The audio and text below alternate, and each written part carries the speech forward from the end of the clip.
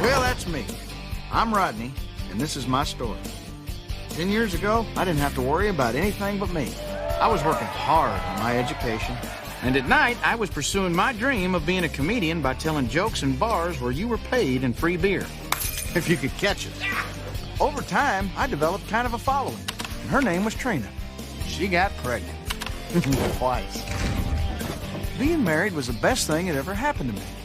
But it meant I had to give up my dream and take a lousy job with a steady paycheck. Or maybe it was a steady job with a lousy paycheck. But we all make sacrifices for the ones we love. Well, yesterday, my story took a little turn. I quit my job, and I had a one-night stand with my old dream. Now, my wife doesn't know anything about this yet. But I figure what she doesn't know can't hurt me. Eating baby chickens who never had a chance. Won't grow up to have feathers, wear no chicken pants. Jack, Mom, come on, I gotta get to work. Hey, honey. Morning. Hey. You were out late last night. Yeah, I was playing darts with Barry. You can call and ask him. Oh, no, I trust you. Not like this couple I just saw on Good Morning America. Yeah? The husband quit his job and didn't tell his wife and thought she wouldn't find out. Can you believe that? Why'd you quit a perfectly good job at the fiberglass plant? I didn't. I quit a big crappy job at the fiberglass plant. You know, Dwayne was going to put me on graveyard. I'd never see you or the boys awake. I can't live like that. Well, how are we gonna live like this? We're on one salary now. I'll find a job by next week. I'll find other ways to make money till then.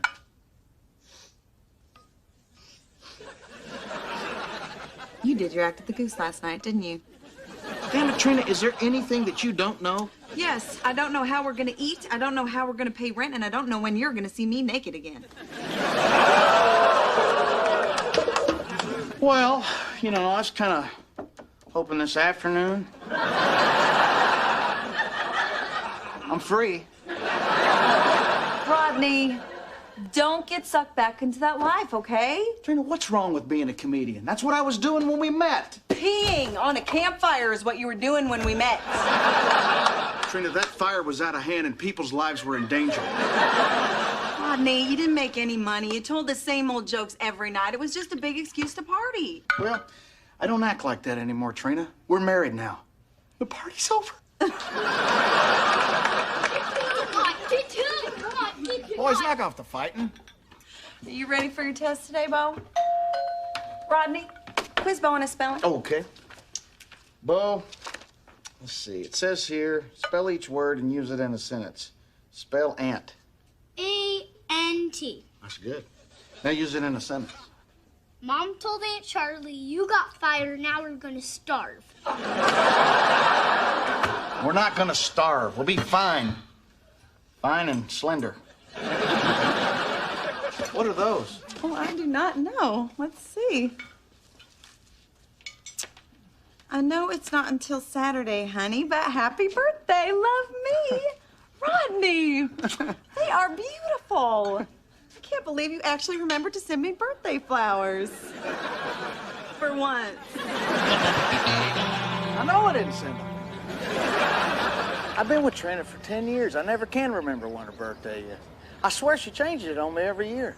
I can't prove it, but I think last year she had 2 of them. So what are you going to do for her birthday then? I've been telling Trina for years I'd take her to Hawaii when she turned 30. Now I don't know what I'm going to do. Well, tell her you take her twice when she turns 60.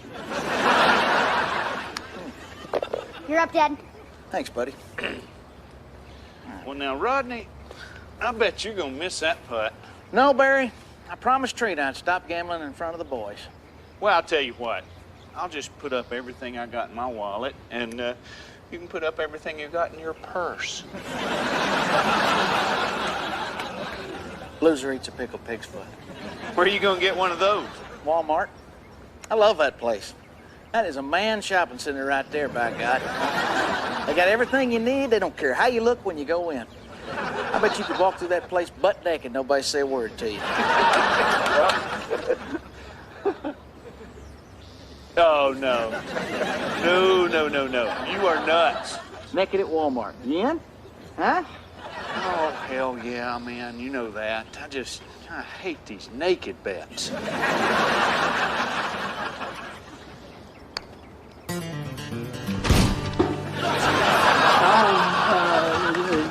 Do you need a buggy?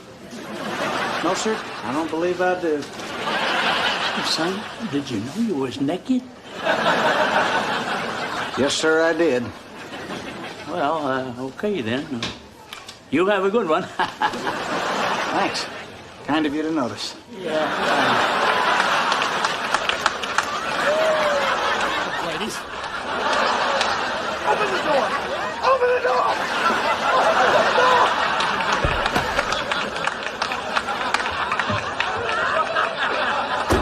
Boys, let this be a lesson to you. This is why you should never, ever gamble. No, you mean this is why we should never, ever lose. I can't believe you actually bought stuff in there. Just odds and ends. Hey, are those caramel? I'll hand you one. What? Reverend Stemple? I'm not falling for that.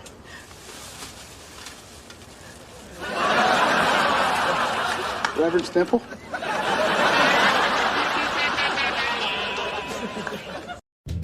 Shut up, I don't need it. I told you have it. Let me do it. Shut up, I don't need it. I told you have it. No, I don't. No, yes, Boys, knock it off. You know every time you fight, a puppy dies? Rodney! Not a cute one. How'd the job search go? Great. I'm all but hired over at the hospital. I just need a stethoscope, a medical degree, and I can start in the morning. Sorry. How come you smell like cheap aftershave? Daddy's in the kitchen. God, Trina. Is he alive? Rodney, I wish you wouldn't talk like that. Daddy loves you. He loves trying to make me feel like a big loser. That's what he loves. Hey, how you doing, you big loser? How you doing, Carl? Oh, how you doing? I love this part. How's the used car business? Real good. Best quarter I've had in 5 years. Of course, I understand you got yourself in a bit of a financial pickle, though. You got to be getting used to that by now. Daddy, be nice. We're fine. No, you're not. And tomorrow's your birthday. Now, I love both my little girls just as much as the air I breathe. Of course, Charlie still gives me fits with some of these yokel she shacks up with. Hell, you think you're a loser. Anyway, as a gift to my baby girl, on her 30th birthday, when she ought to be heading to Hawaii, but I guess that dream's in the crapper now, I've decided to give her Rodney a job. Oh, Daddy, that's so nice. Carl, those are words I've been longing to hear you say. That and, oh my God, my left arm feels all tingly.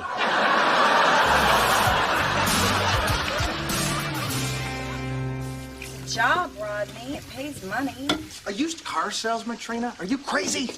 Gonna have a hard enough time getting into heaven as it is. It could be a career. I mean, Daddy's had Buddy Chalmers working for him for 13 years. Yeah, and on a bar bet, Buddy Chalmers will suck his own boob. I don't want to spend 13 years in a job I hate. It drained the life out of me. It's the same thing down at the plant. I didn't want to work the graveyard shift, not even with a promotion to foreman. What? Foreman? You mean you didn't just quit? You quit because they were going to promote you to foreman? Well, see? It makes you mad, too. Damn it, Rodney. You always do this. Every time you get close to something good, you sabotage it. You don't want to do anything that would keep you from messing with your comedy. You know, life ought to be more fun than it is. That's all. I just want to provide for you and the boys, and I want to be happy doing it. What's wrong with that? Let it go, Rodney. It is a pipe dream. You live in Tulsa, Oklahoma. You can't be a comedian. That's the first time you ever said that. As long as we've been together, that's the first time you ever said I couldn't do it. So what? Every time you get some crazy notion, I'm just supposed to stand up and clap and support you? Isn't that what we signed up for when we got married? Well, clearly when we got married, Reverend Stemple didn't realize that you were insane. Yeah, well, just so you know, he does now.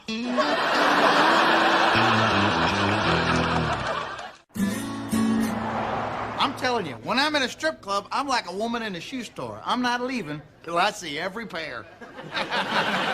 Thanks a lot. Good night, everybody. You were really good. Well, thank you. I appreciate that. You were really funny tonight, buddy. Really? How come I didn't see you clapping? All right, put the beer down and...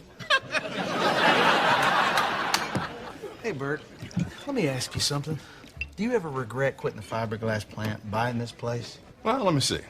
I'm $200,000 in debt. I work 80 hours a week. I got a bad back from lifting kegs. But what makes it all worthwhile is every night I get to come in here and answer the question, how you get your hair to do that? How do you get your hair to do that? Got time for a beer, Rob? No, thanks. Trina's kind of mad at me. I just need to get paid, go home, and see if my key still works. Hey, I've been meaning to ask you. Did you ever figure out who gave Trina those birthday flowers? Well, I guess I did. I mean, the card was signed from me. That's how I signed stuff to Trina. I'm the only one who could have sent them. I sent them to myself. You did what? Well, just because Rodney can never remember my birthday doesn't mean I shouldn't get flowers. He may also be getting me a new purse or some jewelry. I haven't made up his mind yet. Talked to Daddy today. You know he only offered Rodney that job to get the upper hand, don't you? I know, that's what Rodney keeps saying. The man loves making me feel like a big loser. Well, he's right, he does. But Trina, Rodney's not a loser, because, see, I know losers. All of them. Personally. Can I tell you what happened last week? This guy took me to a ball game. He ate an entire bag of peanuts, shells and all. Kept referring to it as elephant style. Poor thing. Well, the worst part was when he tried to kiss me goodnight wide-mouth bass style. No, I know that I'm lucky that I have Rodney. I know that. I'm just saying I wish he would get locked into something a little more realistic. Well, Trina, I admit Rodney's a bit of a dreamer, but at least he has dreams. Yeah, but most people eventually let him go. Yeah, well, most people I know are miserable. You know, I saw him the other night at the Goose. He had a lot of new jokes, a couple of new songs. He was working on new material? Yeah, and he was funny. I think he's trying harder this time. Listen, I gotta go. Oh, and I forgot your birthday, too. So if you end up getting yourself that purse, just sign my name to the card. You know how hard it is to perform in front of 12 people? No, neither do you. I only counted 7. Larry, what am I doing? Listen, Rodney, let me tell you something. Now, I always thought I was going to be a pro baseball player. So I took a job, save up for college, and I knocked up the boss's daughter, and 20 years later, here I sit. Now, I love my family and even have something akin to affection for my wife. But there is always going to be a part of me that wonders, what if? You know, that sounds like my story. Yeah, especially the 20 years later here I sit part. Look, I think what Barry is saying, Rodney, is you got to follow your dream. But just remember, though, life doesn't always turn out the way you want it to. Here's your money. Thanks. Bert, this is $20 short. My point exactly. Hang on a second, Bert. Look, nothing I can do, Rodney. You only got 12 people here. Where do you people keep getting that number? I need my other 20, Bert. I got a wife who's never been to Hawaii. I got 2 boys to send to college. Sounds like you got awful big plans for that $20 bill. Sorry, Rod. Hey, funny pants. I didn't like your little comedy skit. Well, ma'am, I'm sorry you didn't enjoy the show. I can't please everybody. Yeah, well, I paid $5 to get in here, and I didn't laugh once. I like the butter joke. We use butter at home. Zip it, Timmy. Timmy, if you're in trouble, blink. Now, look, pal, I want my $5 back. Well, ma'am, I can't do that, but I'll give you $1 if you quit spitting on me. Now, look, you better pay up, or I'm gonna pop you. Ma'am, this is silly. I'm gonna give you 3 seconds. 1, Mississippi. Barry! Just keeping her honest. 2. Timmy, if I'm in trouble, blink. 3.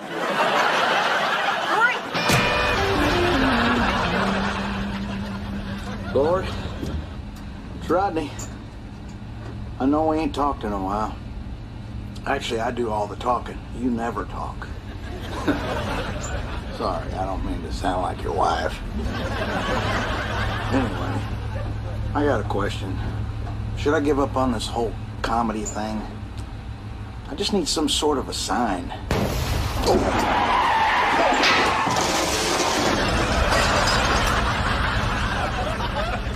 Well, okay then.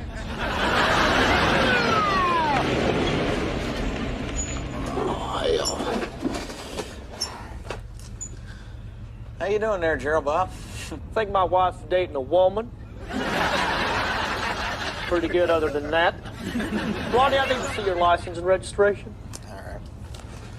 We had a little disturbance the other day at the Walmart. Do you know anything about that?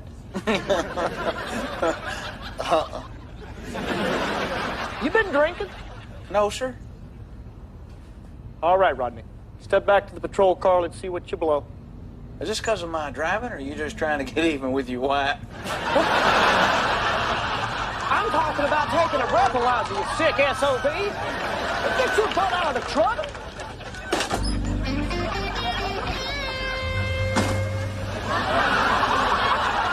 Reverend Stemple?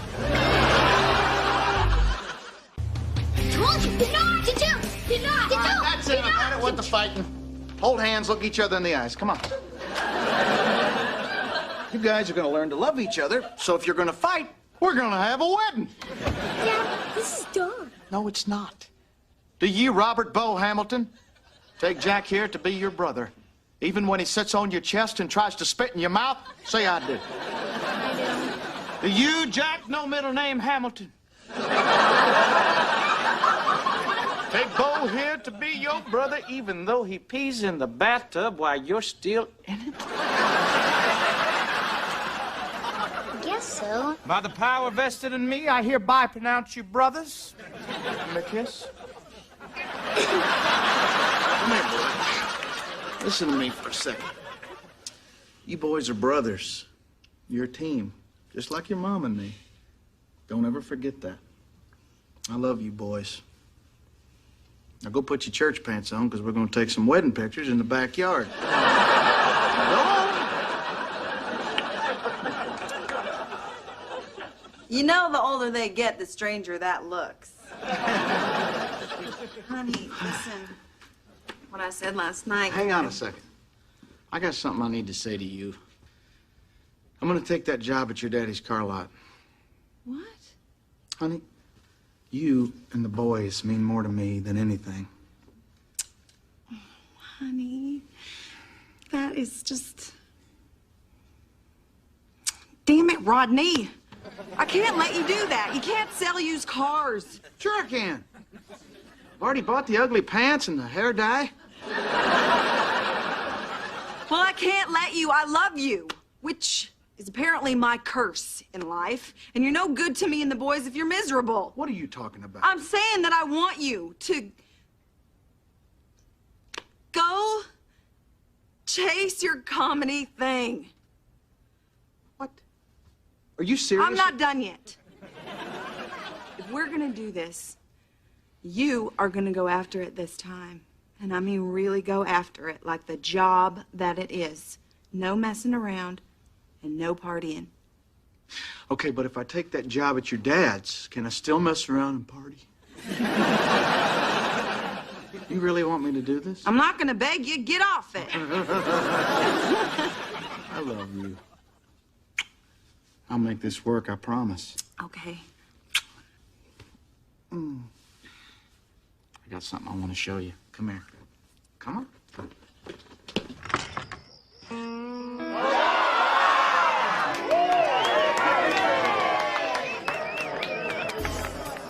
Yeah, you done good, buddy. Thank you.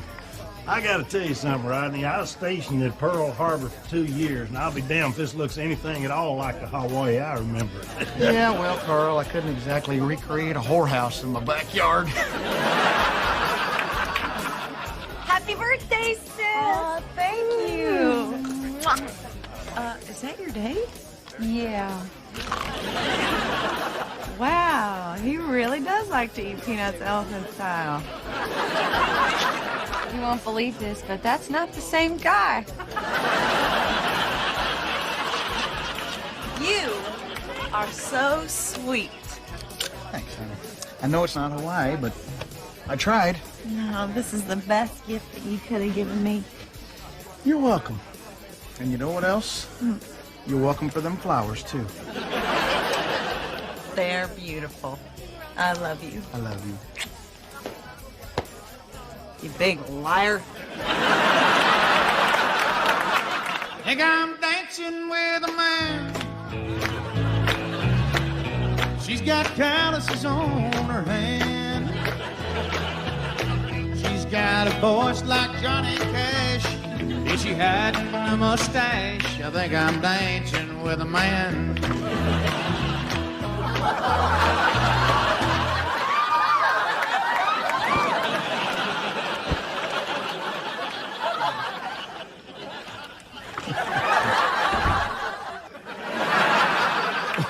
Why do you just assume everything has something to do with me?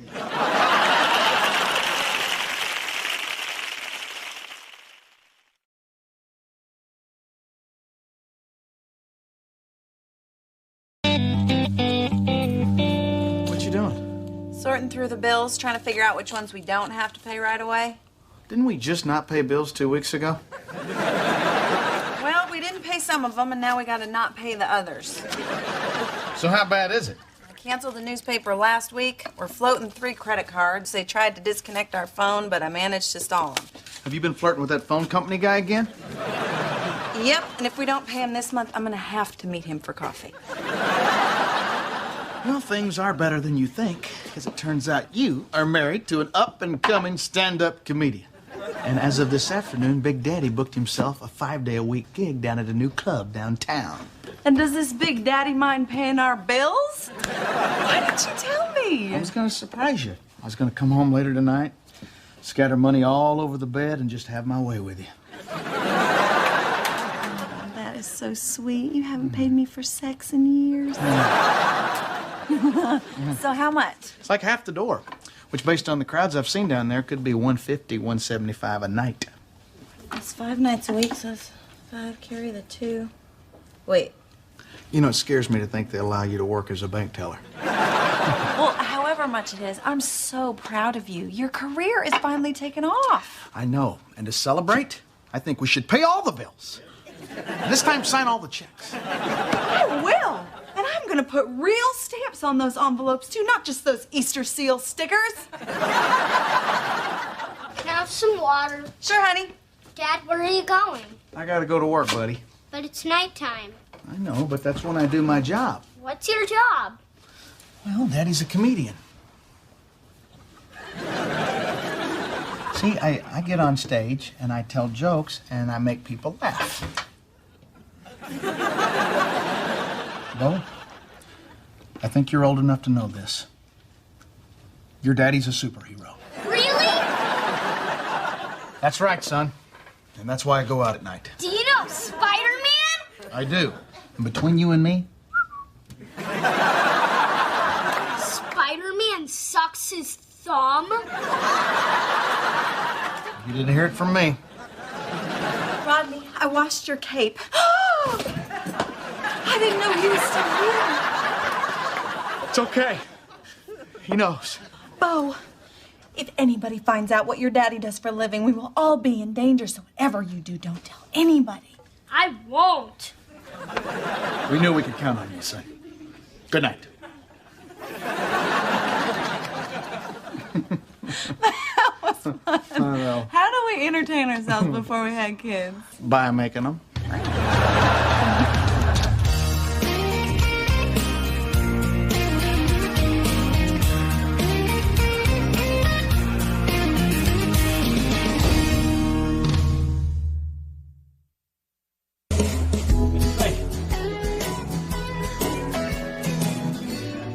A lot of nice-looking women come in here.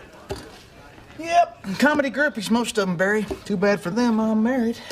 Really? Well, comedians got groupies. Oh, yeah. See, all your fields of show business has got groupies.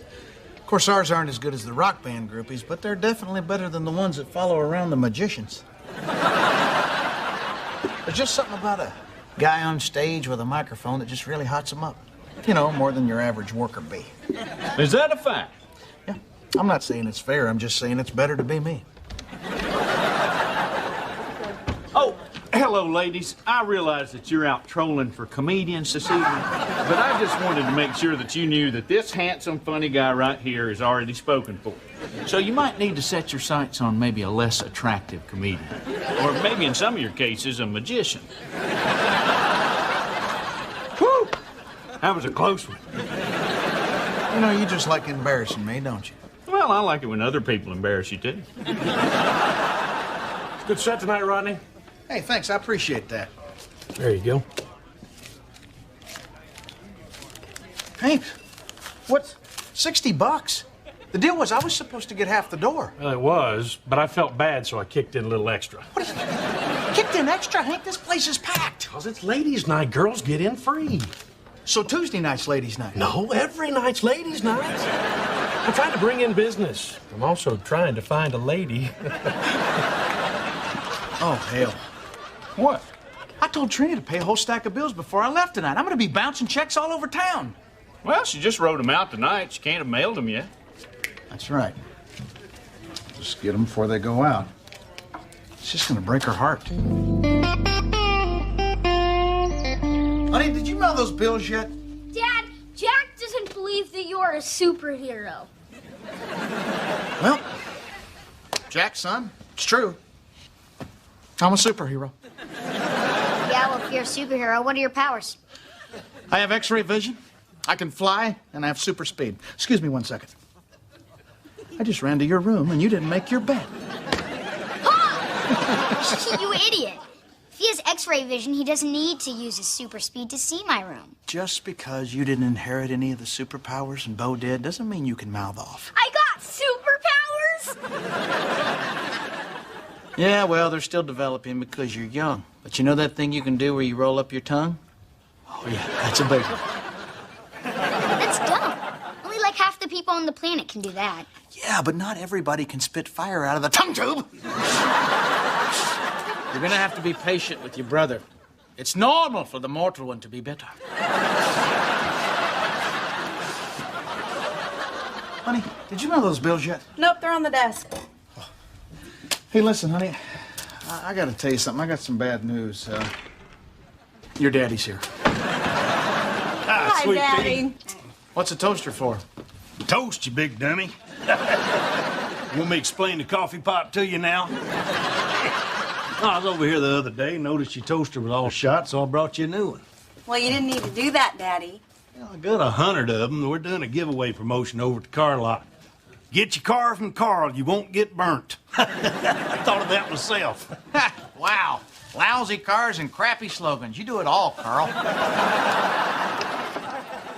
We don't need your toaster, Daddy, because Rodney has an actual job at a comedy club, and he is making $150 a night. And I have never been so proud of him. Well, I guess I'm man enough to admit when I've made a mistake. Maybe you aren't the biggest loser I ever met. Well, why don't you take this toaster and give it to somebody who actually needs it? And if you'd like to help us out, these are our bills for the month. We'd actually paid extra on them, so you can just drop these off at the post office on your way to work, and we would really appreciate it. Thank you. I can do that. Let Daddy do it. All right, I'll keep the toaster, but it's a sad day when a man has to watch his own grandchildren grow up eating frozen waffles and limp bread. Oh, my God. That felt so good. I have never been able to talk to my daddy like that before, and it's all because of you. You have made me so happy. Aren't you happy? Yeah, boy. Oh, Barry, I need you to give me a job. What? I need you to pay me in cash, under the table. I need it up front, and you can't tell Trina that I'm working here. Is there anything else I can do for you? Yes, if it wouldn't be too awkward, would you mind rubbing my hamstring? I really think I pulled it running over here.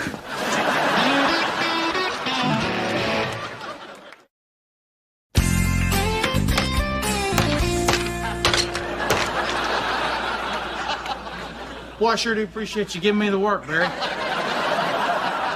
I didn't exactly give it to you. Kind of wrestled it away from me. Look, you watch what you're doing there. You're splitting the wood. Well, I just couldn't come right out and tell her the truth. She was so proud of me. You should have seen her face when she told her daddy to get lost. Look, you just split it again. Well, I figure I'll cover the money that I'm not making at the club with the cash that I get from you until I can find a good time to tell her. Well, when's that going to be? Oh, after she gets out of a nice, long, relaxing bath and her feet are all slippery and she can't chase me. Oh, look, you know, the wood doesn't grow on trees. Well, you know, if you'd have let me use a nail gun like you, I might be doing a better job. No, I'm not giving you anything that plugs in. You're still puzzled by the hammer. Rodney, what are you doing lying to your wife in the first place? I didn't lie. I miscalculated the money I was making. It was really an honest mistake. No, this morning when you had an opening to come clean and you didn't, it turned into a lie. No, today it turned into a lie of omission. And I'm surprised you don't know the difference. It's really basic marriage stuff, Mary. Look. Did you give me a left-handed hammer? I'll tell you what. Why don't you just be the guy that stands behind me and holds the air hose? That's what I tell my kids when they're trying to help, but they're really just getting in the way.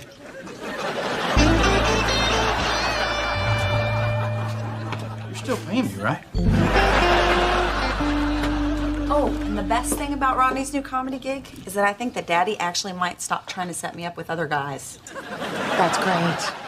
And I'm really glad you were able to say no to the toaster. But what I really want to know is it clear to Daddy that I still want free stuff? It is clear to everyone. Excuse me. Can I help you ladies with something? No, thanks, we're good. Okay, I'll try to keep the actual customers from interrupting your lunch. Could you do that? Oh, cookies are ready. This is a much nicer display kitchen than the one we ate in last week, huh? Hey, what do you think that is? That's a wine refrigerator. It's for storing your wines at the correct temperatures. I can't imagine having enough lead time on a bottle of wine to chill it. You know, maybe we should stop spending our lunches in these places, because seeing all this stuff I'm never going to get is starting to depress me. You know what? This might sound kind of silly, but today is like the first day that I don't feel that I couldn't have it. I mean, now that Rodney has this steady gig, it could really lead to bigger things. Oh, that reminds me, I gotta call him. Trina, look at those people lying on that display bed. How tacky is that? Rodney, Trina, Bo, and Jack, we're not here, so call us back.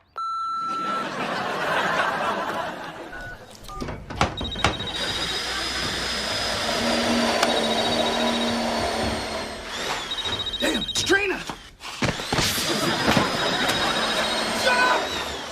Hey! Shh! Take a break! Hey, honey. Hey, how come you didn't answer the phone at home? I'm outside. Hey, mailman! Saying hey, mailman. Oh, well, I thought you'd be inside working on your new material. Yeah, just getting some air, you know, clearing the cobwebs. Well, when you go inside, could you take the chicken out of the freezer? I meant to do it this morning, but I forgot. Okay, sure.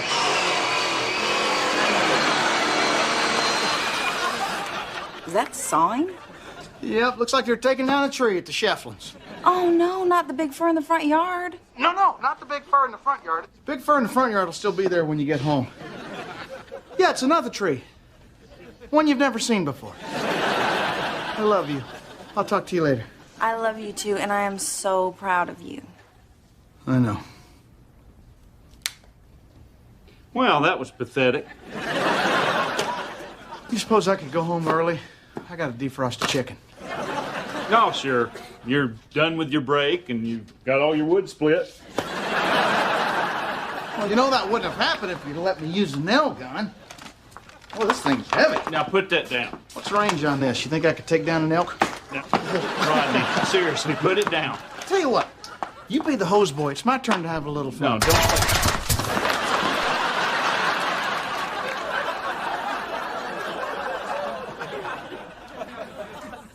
You know you're supposed to use that nail gun a little bit closer to the wood. I wish you'd told me that earlier.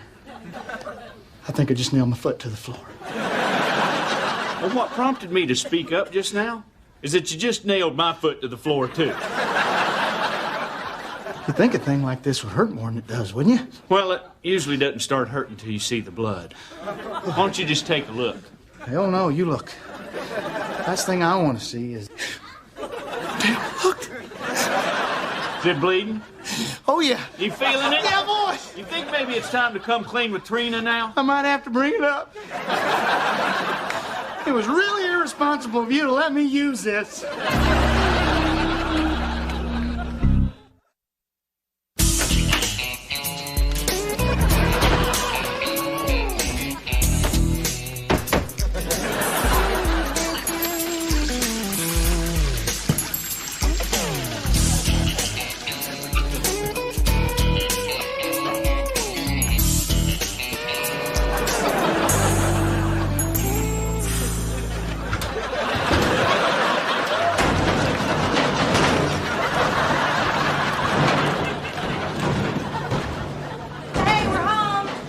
Stop spitting on me. I'm not spitting on you. I'm setting you on fire.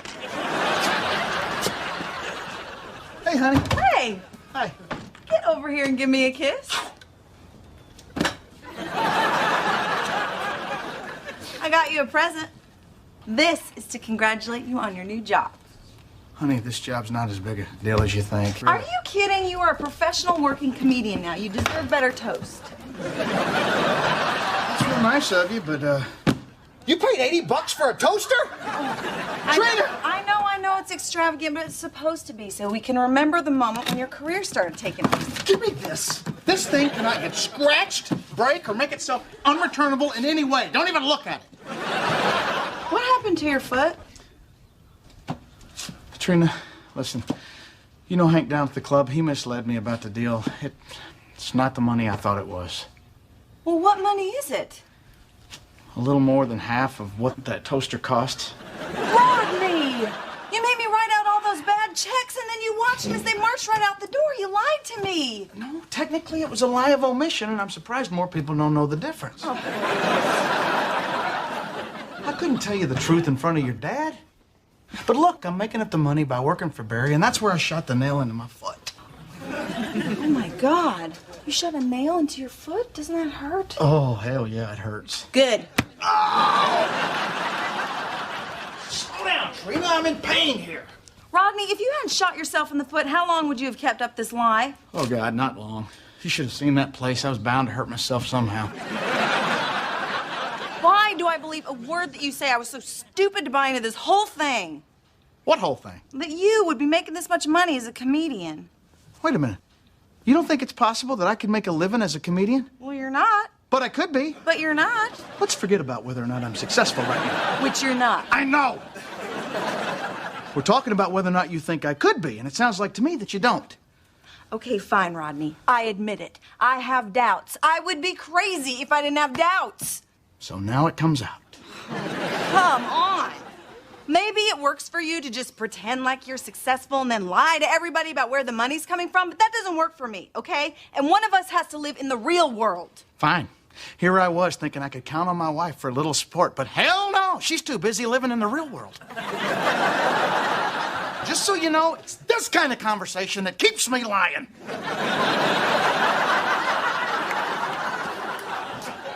It may not look like it, but I'm storming out.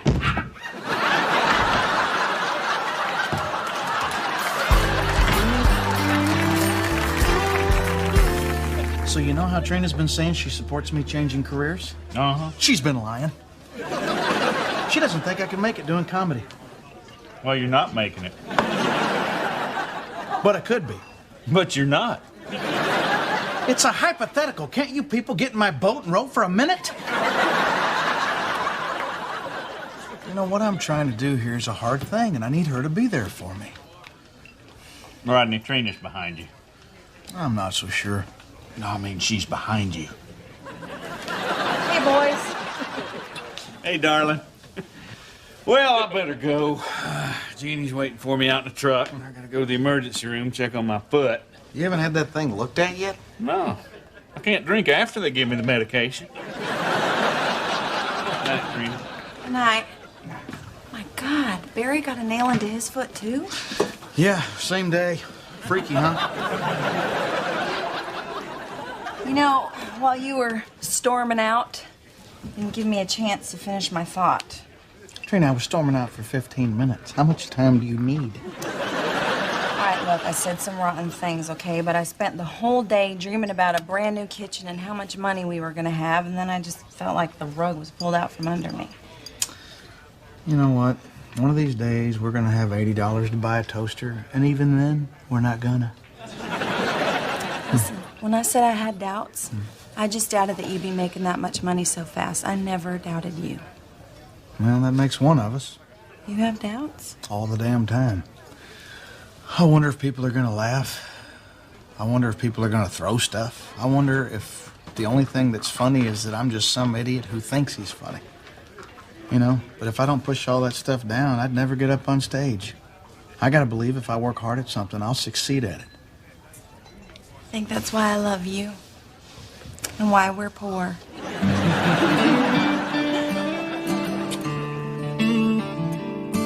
Why do all these clothes smell like chicken? Dad, if I want my superpowers to grow, what do I need to do? Well, you gotta do all your schoolwork, wash your face, and clean your room. I'm gonna go and clean my room. He's just trying to get you to do all that stuff. Jack, look. I know you're older and smarter, and you don't necessarily believe in the whole superhero thing, but your brother's still a little kid, and it would be nice if you would just allow him to believe in it a little while longer, okay? All right, fine. Good boy. Now I gotta get going.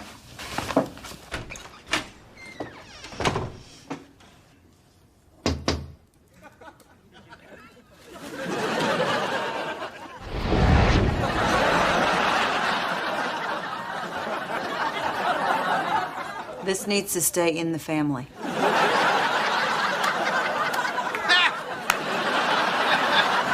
got him. Okay, come on, let me down. Well, I don't know.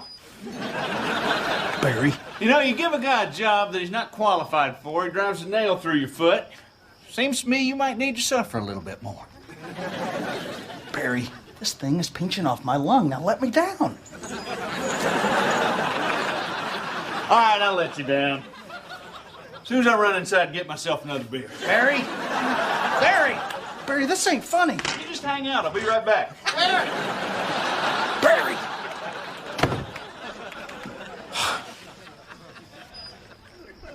Hey, Miss Shefflin. You might want to put on a robe. Heavenly.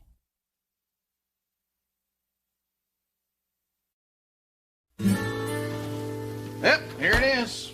Most important meal of the day, breakfast. I don't like eggs. I think that's because last time I used chicken eggs, and this time I'm using coyote eggs. Give me a break. Coyotes don't lay eggs. They're mammals. Jack, you're thinking about your American coyotes. Your North Pole coyotes, can't stop them from laying eggs. That's why Eskimos are always walking behind them with a skillet. Do not throw these eggshells away. We're not done with them yet. Bo, let me see this mark. Morning, Hamilton men. And Rodney? Morning, Barry. Want some breakfast? We're having coyote eggs. Coyote eggs? I love those. They go good with snake milk. We have snake milk? Reptiles don't make milk. Genius. That is it, Jack. When you come home from school today, I want you playing video games. No more Discovery Channel for you. Hey there. Oh, how you doing, sweetheart? Running a little bit late. Boys, let's get going. We gotta get on the road. Honey, I don't think Jack's feeling real well. He says his eyes are all itchy. Oh?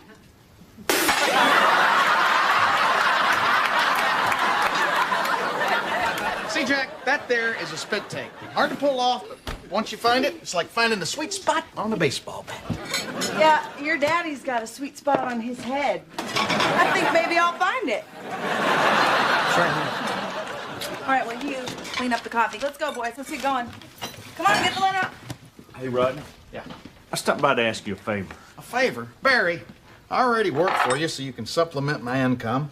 I let you come to my comedy gigs and you laugh at jokes you've already heard. Haven't I done enough for you already? You remember that tornado that came through a couple years ago and took out that wing of the public library? Oh, yeah, that was a bad one. They say the books on trailer parks were hardest hit. Well, since I rebuilt the library for free, The mayor wants to give me some kind of a plaque. Oh, man, Barry, that's great. Proud of you. Yeah, but they also want me to make a speech tomorrow. So I was thinking that maybe you could help me out with a couple of jokes or something. Oh, Barry. Didn't you tell them that speaking in public scares the hell out of you? That when you do, you start to shake and stutter and sweat? Well, I tried. The whole darn committee was on the phone, and, well, then I started to shake and stutter, and then my lower intestine made this sort of gurgly sound that sounded like okay.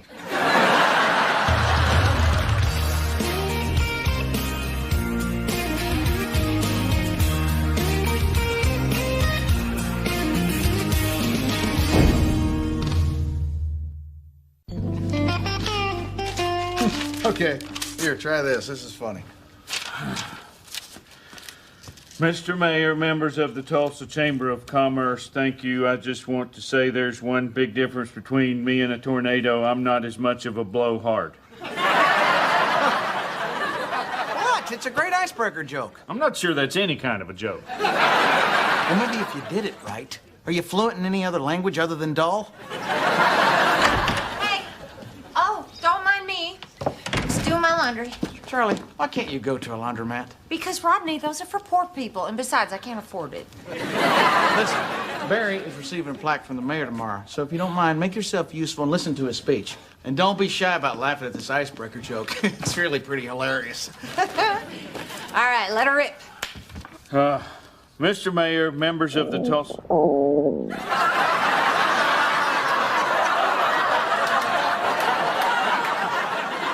What was that sound? Did somebody just say, okay? That's it. I can't do this. Charlie, go do your laundry. Okay. Look, Barry, this is a vocal exercise for public speaking. Just say red leather, yellow leather, red leather, yellow leather over and over again. Okay. Red leather, yellow leather. Red leather, yellow leather, red leather, yellow leather. Are you just messing with me? No, this is a proven vocal technique that it's been used by actors and news reporters and leather salesmen for years. Red leather, yellow leather. Fine, Jack, you go hide out back, but I'm bringing your father to talk to you as soon as I get him as good and mad as I am. What's the problem? Your son got detention today. What did he do now? I think I'll let him tell you himself. Barry, I'll be right back. Red leather, yellow leather, red leather. What is he doing? He's in the market for a beanbag chair.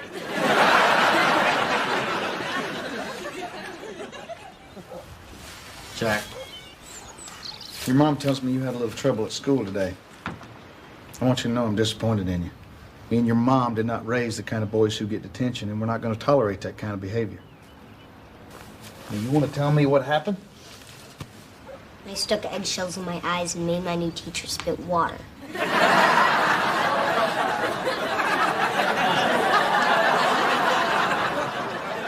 How much are you loving this moment right now? Start dancing, monkey boy. Look, Jack, it's my job to make people laugh. It's your job to go to school and do the best that you can. And making your teacher spit water over the whole fourth grade class is not correct classroom behavior. Your mom's right. You start cutting up in class, people start having a good time and laughing, and then... Back to you, Trina. Jack, if you're not careful, you're going to get a reputation as a troublemaker, and then you're going to end up in detention every day. You understand? Yes. Good. Hey, let me ask you something. How did you get those eggshells to school without breaking them? I packed them in cotton, then I added a little red lines to make them look bloodshot. That's good. But also bad.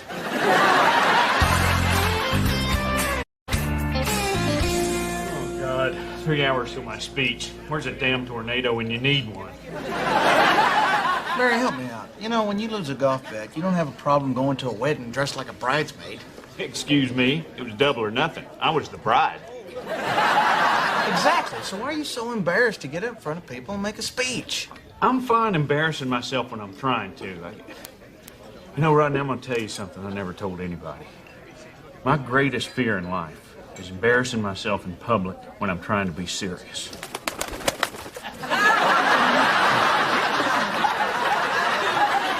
What? Nothing. There's a pigeon on my head, isn't there? Well, you see, this is what I'm talking about. Okay, look, Barry, we're gonna try another exercise. Instead of speaking in public, you start by singing. Not speaking, singing. So what? If a guy's afraid of drowning, you tell him he's not swimming, he's diving? Either way, I'm still at the bottom of the pool. All right, Barry. On your feet. You're gonna sing My Country 'Tis of Thee right here, right now. Oh, no, wait. Just a second. What are you doing? Nothing.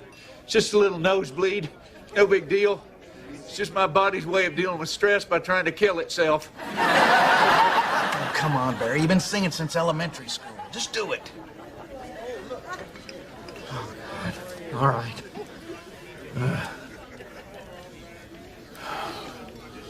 My country, 'tis of thee,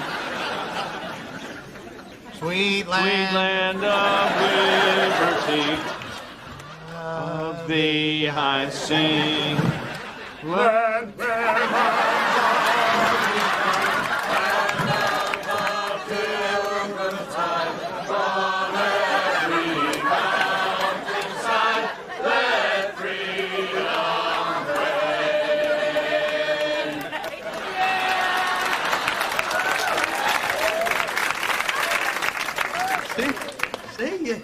You did it. You're fine.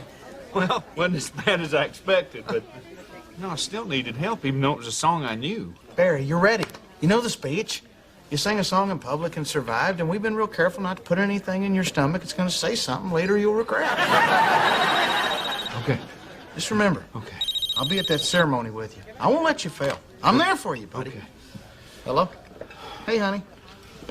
Okay. I gotta go.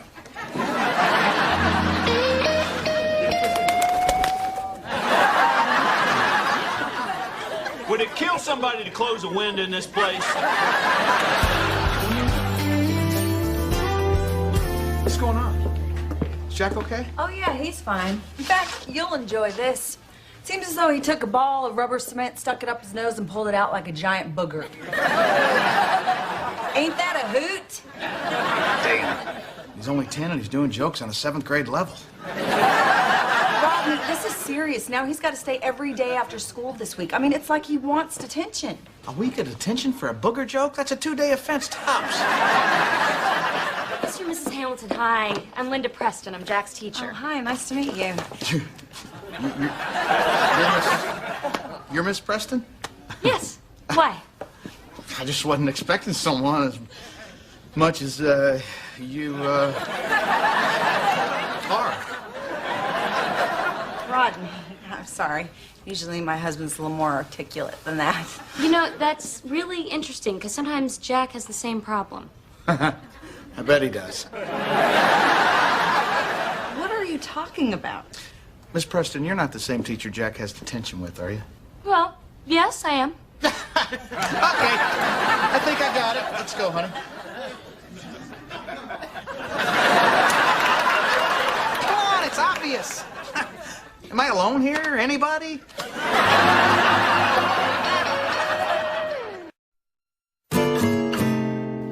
Miss Preston, I honestly think I can straighten all this out if you just give me a second to talk to Jack. Oh, I agree. You need to talk to your son. But first, I think we need to examine the possibility that Jack could have a disorder, like ADD or ADHD. It's not about that. He doesn't have a disorder. Believe me, everything's working just fine. A little too good, if you know what I mean.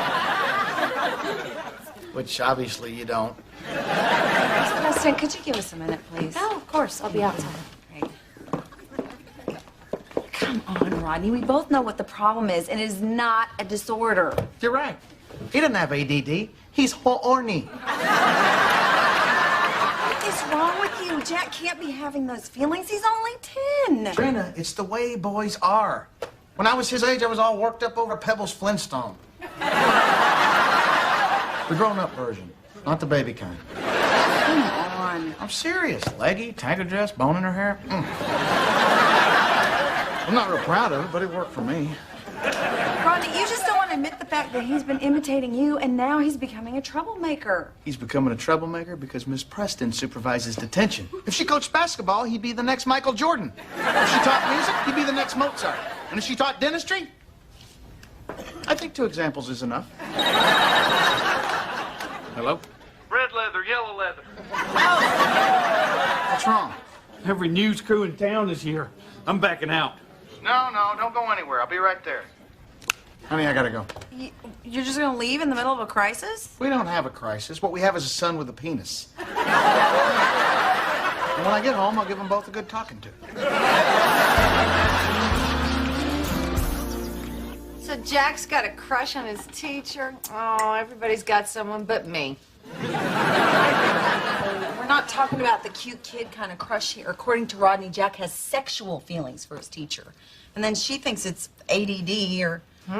Well, I don't know much about attention deficit disorder, but hey, look at that squirrel.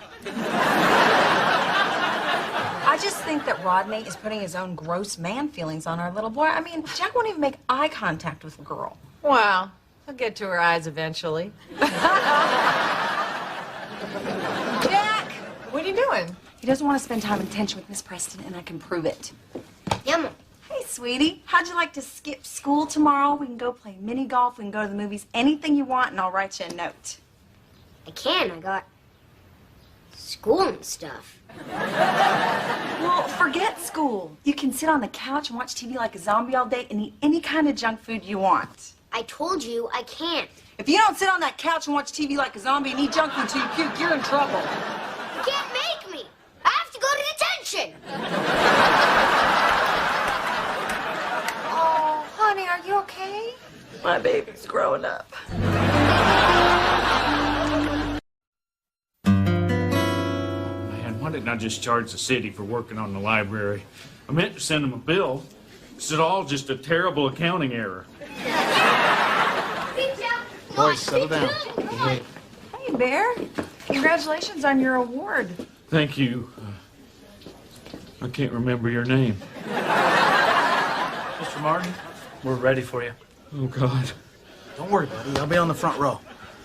Is this at all noticeable?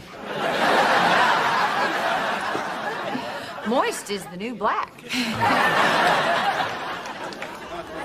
listen.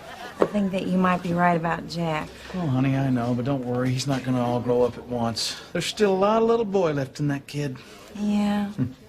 Oh, my God. I think I just saw him look up that newscaster's skirt. My boy.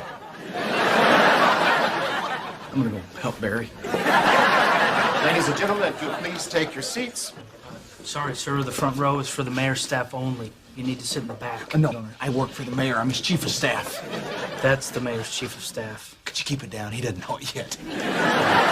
Back of the room, chief. Welcome to the newly reopened Prairie Avenue Library. God, well, let me sit up front. Brought to you by the generosity of our guest of honor. I am pleased to present this plaque of appreciation to Mr. Barry Martin.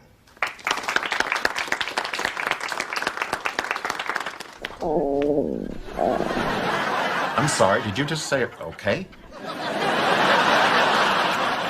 Mr. Barry Martin.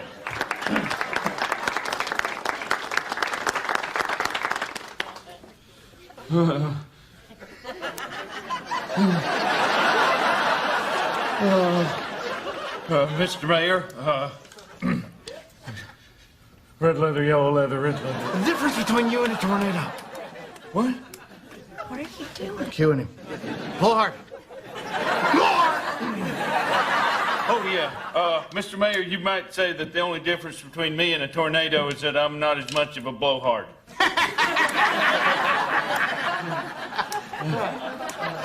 My country 'tis... Big old fool. What? You're a big old fool, Barry. Oh, yeah, one time I hit a hole-in-one, and they gave me a little trophy, and like a big old fool, I built an entire case for it. Where was I? Tiny thing. You got a tiny thing, Barry. Oh, yeah. That's it, buddy. And you know, that trophy sure was a tiny thing, but now that I've got this plaque, I have something else to put in my trophy case. Thank you, everybody. Are they taking Dad? Dad? We don't know that man. Kids.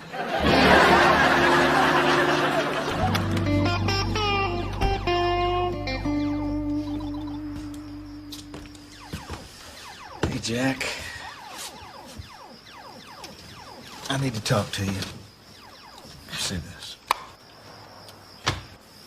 Well, let's get right to it. What's going on with you and Miss Preston? Jack, we're just a couple of guys talking here. You know, man to man. I just like being around her, that's all. She's pretty, and she smells good. She just makes me feel different. Mm-hmm. I think I love her, Dad. Hey, buddy, it sounds like you got all the symptoms. She feel the same way about you? Well, she does keep giving me detention. The other day, she said my lunchbox was really cool. Oh, man, she's got it bad, Jack. Well, I guess the next step is you're gonna have to move in with her. Huh? Yeah, that way you can carpool to school together. I thought we could just keep seeing each other in detention. No, you can't do that. Well, why not? Well, son, you gotta put yourself in her position. You know, after you and Miss Preston are married, you're gonna be out at fancy dinner parties with important people like Principal Nidecker. And she's liable to be embarrassed about having a husband who's in detention all the time. Jack, you know how lucky you are. You found the love of your life and you're only 10 years old. Hey, Dad? Maybe I'm not really in love. You think maybe it's just a crush? I had a lot of crushes when I was your age. Ever on a teacher? Miss Gatewood, 5th grade. She had such long blonde hair, and such a beautiful smile, and such an amazing set of encyclopedias. Dad? I'm sorry. So you done with the detention? Yeah. That's good. Well, why don't you go get ready for bed? I love you, Dad. I love you, buddy. Love you too, Mom. I love you.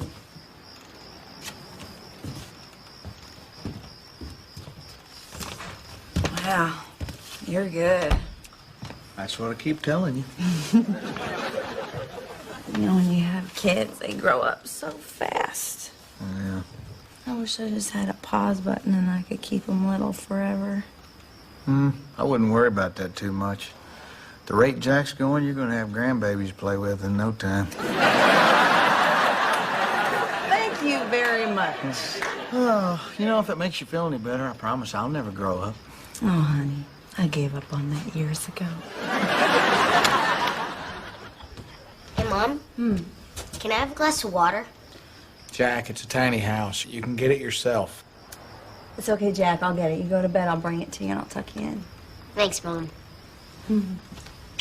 My baby still needs me.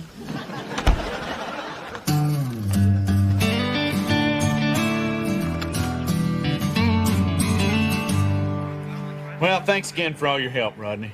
Couldn't have done it without you. Anytime. That's an interesting word, anytime. Kind of means like whenever.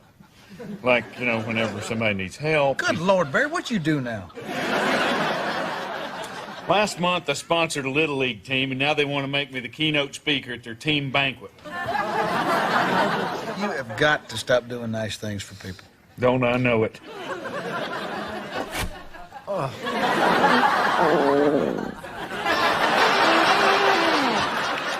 Heaven.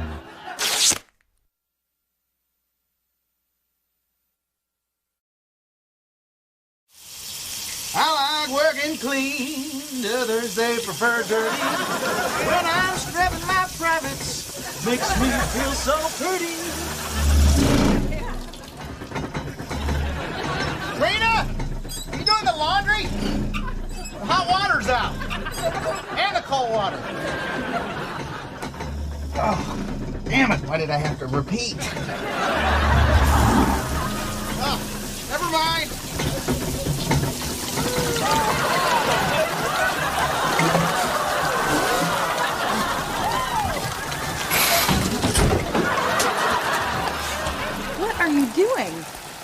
Taking a shower. It's not going so well, is it? Well, how's she look, Plumber Dave? Well, I got good news and bad news. Well, the good news is the whole house needs to be repiped, which means I need to shut off the water for a few days. That's the good news? Did I say good news? No, I meant bad news. What's the good news? Oh, I found a quarter behind the toilet. I'm gonna go check a few other things. Well, what are we looking at, Bear? Well, Plumber Dave works for me, so he'll do the labor for free. You said drinking beer with my contractor, buddy, was a waste of time. But it looks like the materials are going to run you about $1,000. Barry, you have got to stop taking such long pauses between sentences. $1,000? We can't afford that. Well, that's what your homeowner's insurance is for. Oh, Trina, please tell me that's one of the bills we pay. Ironically, we use that money to pay the water bill. Funny, huh? So how are we going to pay for this? Pay for what? Hey, Daddy. We, need $1,000 to repipe the house. Do you even know what this means? This is why we never win at charades. Just $1,000. Got it right here in my pocket. Carl, what are you doing with all that cash? Feeling good. Notice if you flip it real fast, it looks like Benjamin Franklin's winking at you. Thanks, Daddy. That's real generous of you, Carl, but we don't need your charity. Well, then don't call it charity. Hey, wow, look it, a porcelain chicken. I'll give you $1,000 for it. Rodney, let's just take the money. No, we're going to handle this on our own. We don't need his money. Hey, Barry, when do we need the money for those parts? Plumber Dave will buy the pipes on credit, but you're going to have to reimburse him in 2 weeks. Well, that's easy. I'll just pick that up working construction with you. Now, I don't know, Rodney. Things are kind of slow right now. But? But what? There's no work. That's why I said things are kind of slow right now. I was kind of hoping you were taking another one of your gigantic pauses. Well, I guess I'll go out and look for some work today. I hear they're hiring down at the I'll believe it when I see it plant. Now, sticks and stones may break my bones, but I'm still sleeping with your daughter.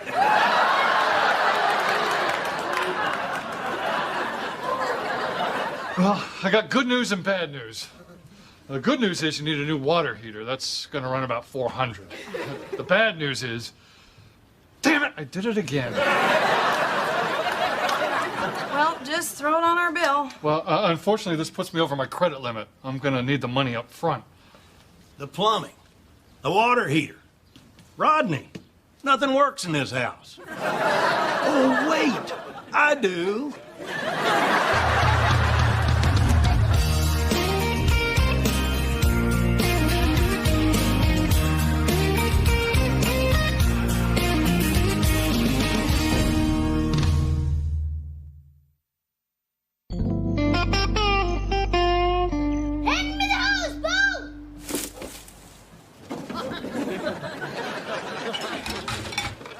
Okay, Jack, let her rip. Let her rip! Are you guys stealing water from the neighbors? We're not stealing, we're secret sharing. Oh, that's a convenient way of looking at it. What? Water's natural. It comes from the earth. Whose rock is that? Whose squirrel is that? Whose cable is that? You thirsty people will rationalize anything. Get off my land. More pressure! More pressure! Hey, you want me to take the kids till you get your water back and your dignity? Oh, thanks. That's very sweet. They're fine. Well, come on. I can use a little quality time with my nephews. The Shefflins are home! The Shefflins are home! Abort! Abort!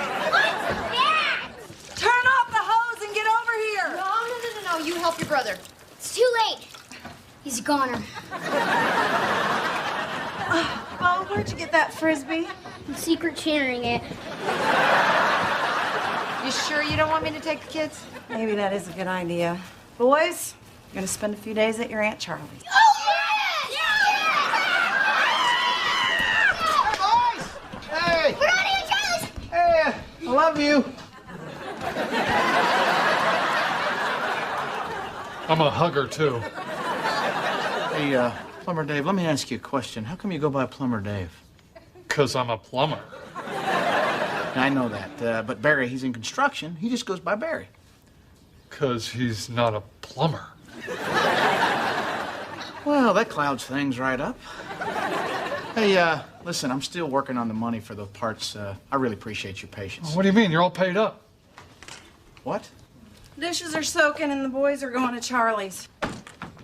Did you pay Plumber Dave? Yes.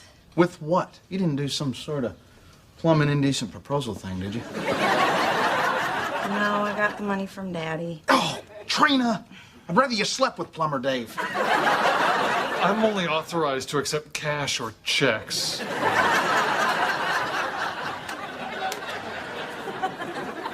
Look, we talked about this. We decided not to take the money from your dad. No, you decided that. It's the same thing. When I decide something, we decide something. It works both ways.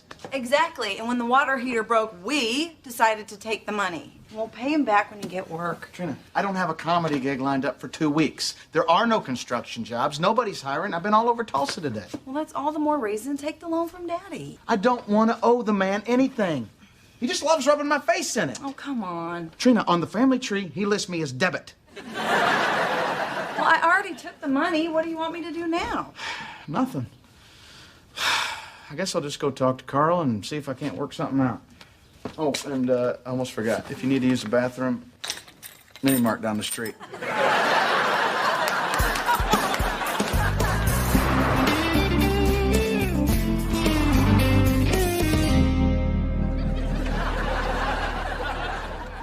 Boy, you really do like yourself, don't you? Those are Employee of the Month photos, jackass. Can't help it if everybody votes for me. Well, of course they vote for you. You're the boss. Well, as any fool can plainly see, I must be pretty good at it. What, are you here to sell me another porcelain chicken? Hey, give me back the pictures of my grandkids. I don't want your money. I don't want the $1,400 you already gave me. Well, no problemo. Just give it back. I could use a new ensemble. I hope that ensemble didn't cost that much. You really look like a rodeo clown. Well, do I? I suppose rodeo clowns wear red, white, and blue boots. Yeah, but theirs usually have the manure on the outside of it. So you gonna give me the money back or what? Look, you know I can't do that. But I was hoping that maybe I could work off the debt. Let's not even call it a debt. Let's just call it a salary advance. You know, I'd be willing to do that. I just don't have any positions left for, Tell me again, what is it that you do? Look, what about that sales job you offered me a while back? Is that still available? You think you can just waltz in here and start selling fine used automobiles? Well, no, but I think I can sell the crap you got out here on the lot. I'm all full up on sales. I tell you what, though, there is one position I've been having a hard time filling. You're a repo man? We prefer the term reacquisition engineer. Sweetie, you don't have to do this. We already have the money. You are just letting your pride get the best of you. I'm working for your dad. Do you think I got any pride left? Besides, I wouldn't have to do any of this if you wouldn't have taken his money in the first place. Just a little nervous about you repoing cars. That is a very dangerous job. Trina. Danger's my middle name. Leslie is your middle name. I told you that in confidence. Look, the point is you're taking people's vehicles, and usually they don't like that. Relax. I'll be fine. I'm a people person.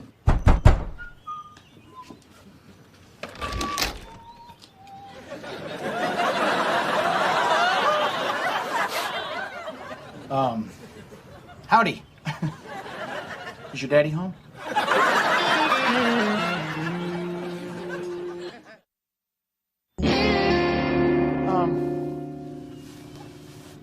Good morning. I hope I didn't interrupt your breakfast, beer. Anyway, I'm here on behalf of well, bless you. I'm here on behalf of Carl's Used Car Emporium, and I hate to tell you this. You just became eligible for a free wash and wax. Not you, your car. So if you don't mind, I'm just gonna I'm gonna take these keys like this here. Hey, world's greatest lover. I lost in regionals. So then I told this giant that I was just gonna wash his car. Then I took his keys and I got the hell out of there. That was great. Man, nothing good like that ever happens doing construction. What about when Cecil Minton fell in the cement mixer? I guess. You know, you should come with me sometime. That is, if you don't mind dancing with Danger.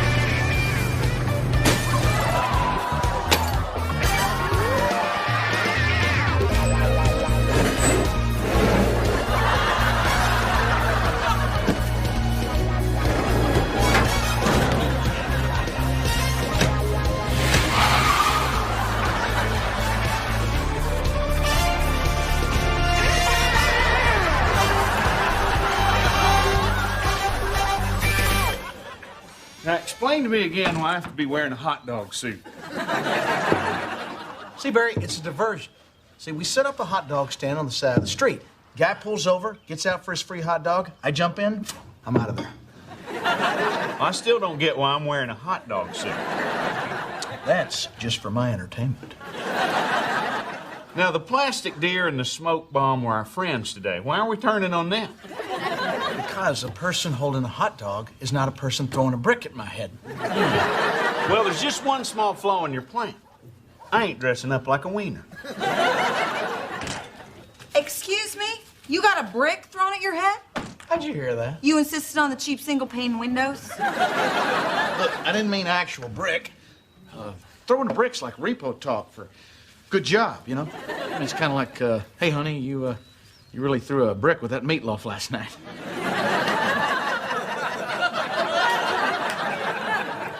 Rodney? Okay, on my last job, some guy threw a brick at the back window, busted it out. It's no big deal. That is a huge deal. You could have gotten hurt, and if you got hurt, I'd kill you. You know, I know you meant for that to be sweet, but it kind of came off like a threat. Honey, I can take care of myself. These deadbeats don't scare me. Rodney, that is it. Now the bricks are flying at your head. Your repo days are over. I forbid you from doing it anymore. You forbid it? Oh, you heard me. Well, that's interesting, because I forbid you to take the money from your dad. You did it anyway. I'm not talking about this anymore. Yeah, well, I'm not quitting that job. We got a debt to pay off, and this is how I'm doing it. And I forbid you to forbid me from doing that. Yeah, that's right.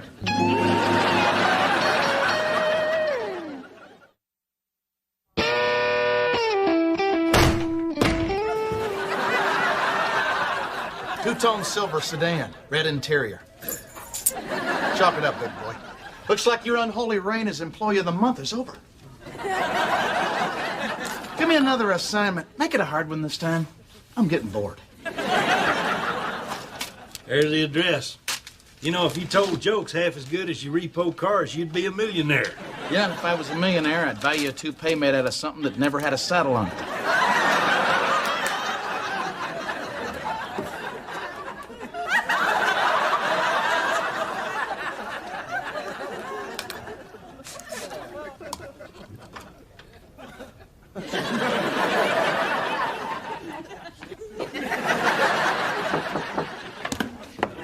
Hi, Trina. How long you been standing there? Oh, I just got here. Wow, employee of the month again. They must really love you, Daddy. Yeah, thank you, darling. What brings you down to the lot? Well, don't tell Rodney, but I need a favor. Could you give him a safer job? I love you, sweet pea, but I just can't do that. What do you mean? You know, I don't mind giving money to my family. Hell, I've been bankrolling your sister ever since I built her that dance studio in the basement. How come you never built me anything? Well, you got your tonsils out. I never played favorites. Listen, if you and Rodney got an issue with this job, that's your business. No, I'm just afraid that he's gonna get hurt. It'll hurt him more if you make him stop. You know what? You're making him feel like half a man. And that's my job. Seriously, he's doing exactly what he needs to be doing right now.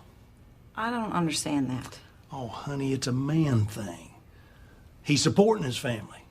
And I gotta respect him for that. But don't tell him I said so. Okay. And I won't tell him you moose your eyebrows either.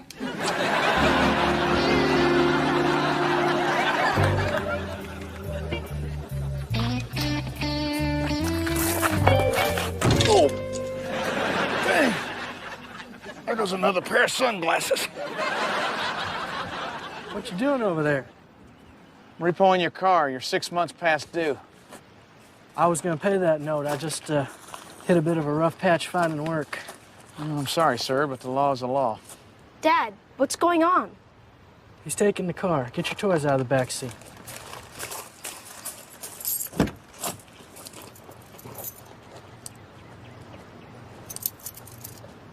Here you go.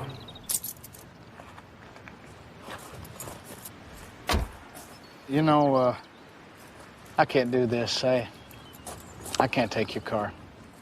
Isn't that your job? To hell with the job. What are you doing? How you gonna find work without your car? That's my problem. I'm trying to help you here. Well, this is great. I can't even find a job. You got one and refused to do it. Don't tell me how to do my job. Just repo the car. I don't need your damn charity. Yeah, well, don't call it charity. Look, I know where you're coming from. The hell you do! Sometimes you gotta swallow your pride and let somebody help you. Now, how is that helping? You don't have to feed that fish. Lawrence, come here, give me a kiss. I missed you so. Ew, PU alert. And Charlie didn't make us take baths! Or brush our teeth, and we got to pee off the balcony. Wait, you didn't brush your teeth? All right, well, the water's back on, boys, so get to scrubbing. You know, they could have not taken baths here. And what is with the balcony? They did it first. I'll just go help them with their baths. Hey, honey. Hey, see you survived another day on the streets. Yeah, more or less. Listen, I've been thinking about it, and I don't like it. But if you want to be a repo man, you can be a repo man. What changed your mind? Well, I talked to Daddy, and he got me to see your point of view.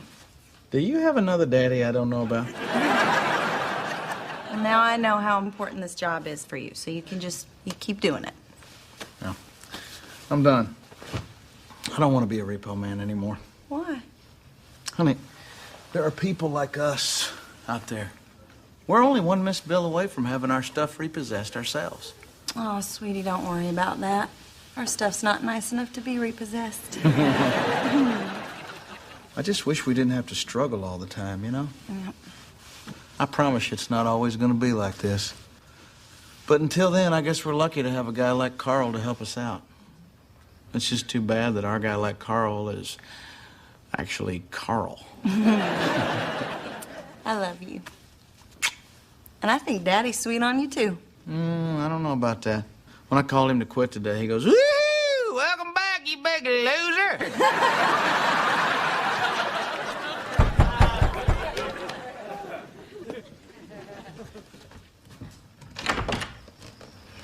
I talked to my supervisor, and I have good news. I'm in.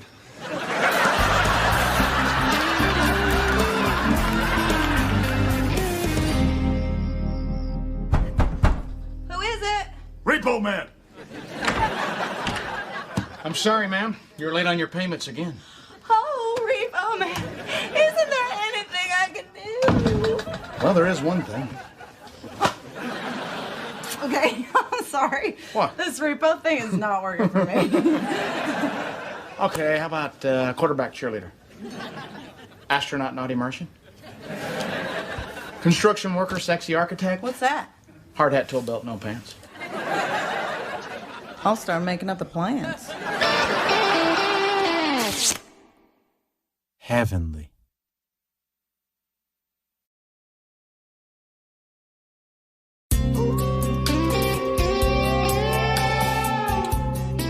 You know, I've always loved Halloween.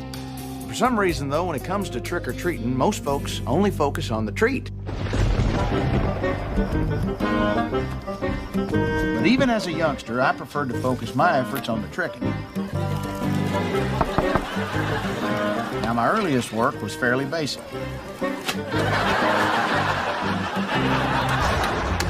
The older I got, the more sophisticated my pranking got. Eventually, I learned it's better to watch your pranks unfold from a safe distance.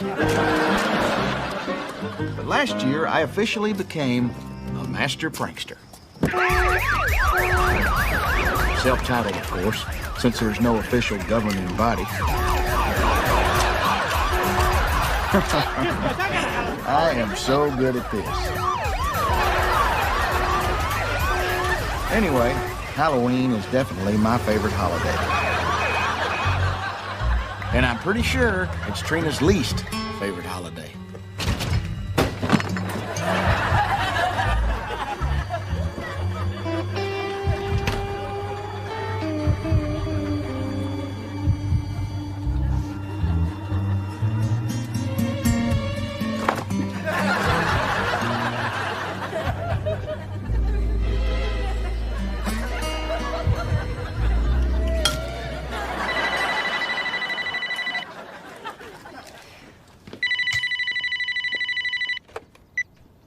Hello?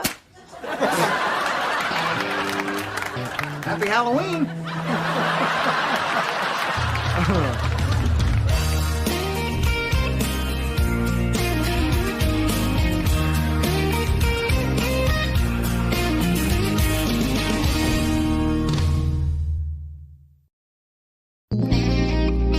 That was fun. Yeah, let's do it again tomorrow. What you doing? Oh, I'm fixing this bench so that when your daddy sits on it, it'll fall apart and he'll fall on his butt. That's mean. No, sweetie, it's a prank, so it's not mean. It's funny. Like what Dad did with the phone. No, that was mean. Well, the only way that this is going to be funny is if your daddy doesn't find out. So you have to promise to keep it a secret, okay? I promise. Okay, Mom. Hey, boys. Hey, honey. Hey. What are you doing? Oh, nothing. So, listen, I talked to Daddy, and he's gonna take the boys so we can get to the Blue Goose tonight. Have you settled on a costume? As a matter of fact, I have. And this year, there's no way I am not winning that contest. Rodney, why do you care so much about a stupid costume contest? Trina, it's not a stupid contest. This year, the winner gets $25, gets to drink for free all night, and gets his picture placed over the bar for an entire year. Your picture in a bar? Dare I dream?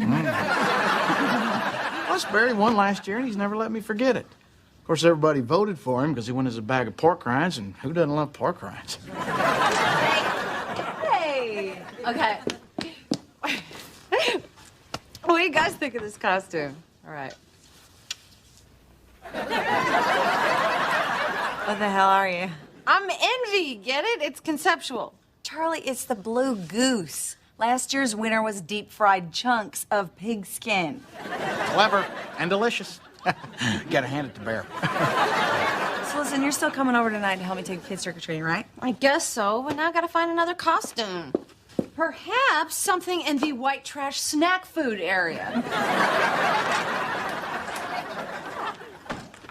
Dad! Yeah? No secret. You do? Yeah. I mean, what?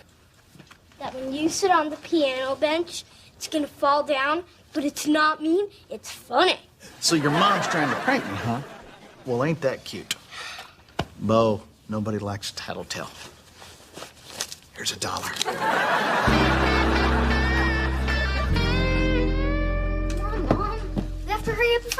candy's gone. Oh, we gotta wait for Aunt Charlie. Bo, don't do that. That's for the trick-or-treaters. Besides, that's left over from last year. Ladies and gentlemen, the winner of this year's Blue Goose Bar and Grill Costume Contest, Rodney Hamilton.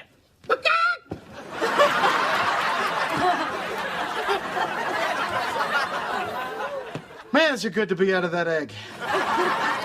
You look great. If they don't put your picture up in that bar, I'm gonna lose faith in the entire bar contest system.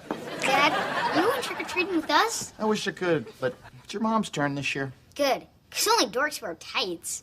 I'm wearing tights? I know, and you're a dork. Don't listen to him, Bo. Guys who wear tights are cool, like me. I want to change. No. Nobody's changing. Okay, but we gotta get going here. You guys have fun. I'm just gonna be here passing out candy. Hey, think it'd be funny if I just left the door open so that trick-or-treaters could see a big blue goose playing the piano? Yeah, that's a great idea. Okay. Nah, on second thought, that's really dumb. Okay. Well, tell Charlie we'll be over on Poplar Street. You guys have fun. And remember, if you see any monsters out there, they're not real. They're just people in costumes. Except for the vampires. Have a good time. Bye. Oh, boy.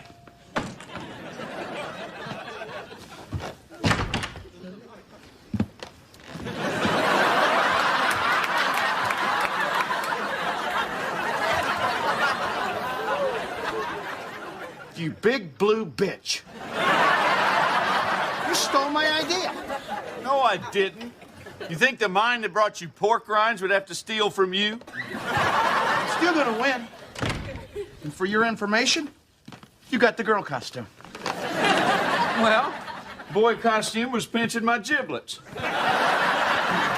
Don't worry, Rodney, there's no shame in second place.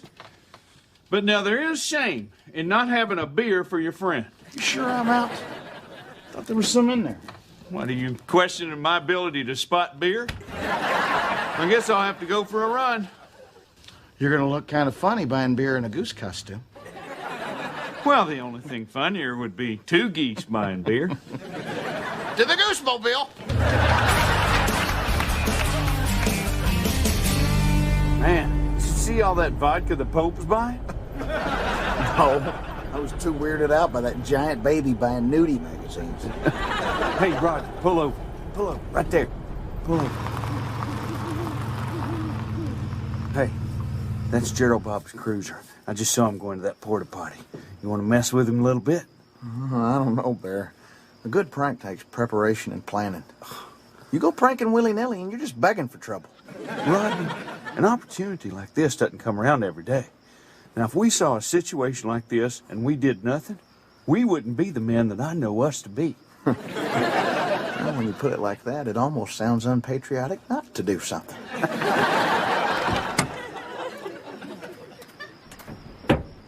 Sure he's in there? Positive.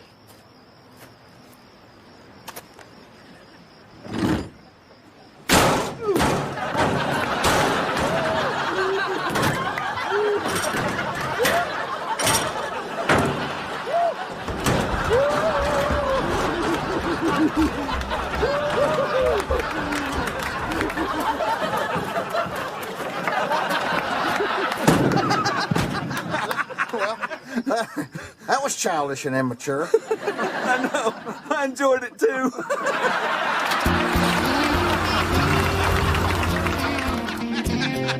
Man, that was great. Man, we are the best. Don't you feel like there should be a bunch of other geese carrying us around on their shoulders? Hey, seriously, though, don't you think we should go back and let Gerald Bob out? Rodney, he's got a radio. He can get himself out. I guess you're right. Blue geese at the Blue Goose. Little obvious, don't you think? Well, we didn't have any choice. At the costume shop, they were all out of whatever the hell you are. What are you supposed to be? I'm Dante's Inferno.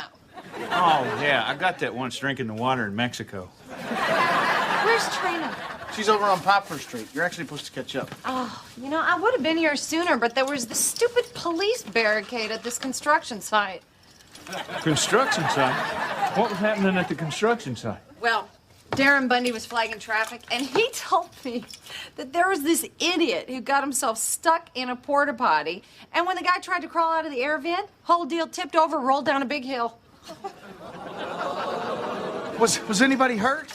Oh, I don't know. I couldn't really see much past all the ambulances.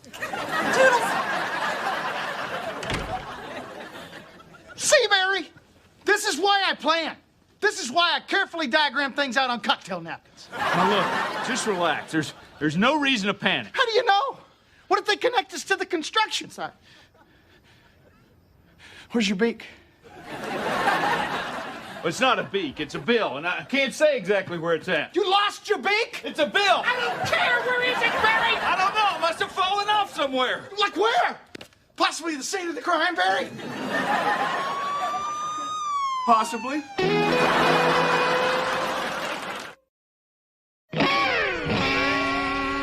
Oh, it's Zero Bob. Man, the guy takes a tumble in a crapper and comes back to work the rest of the day. Now that is dedication. Zero Bob. Hi, Barry. This is Deputy Ridley. I know you're in there, Rodney. I saw you turn the lights off. Looks like he's got you. Me? Well, I didn't hear him say Barry. Barry's in there, too. We gotta get these costumes off fast.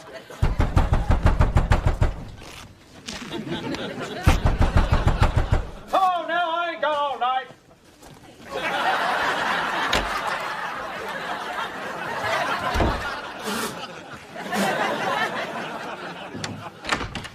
Hey, Gerald Bob.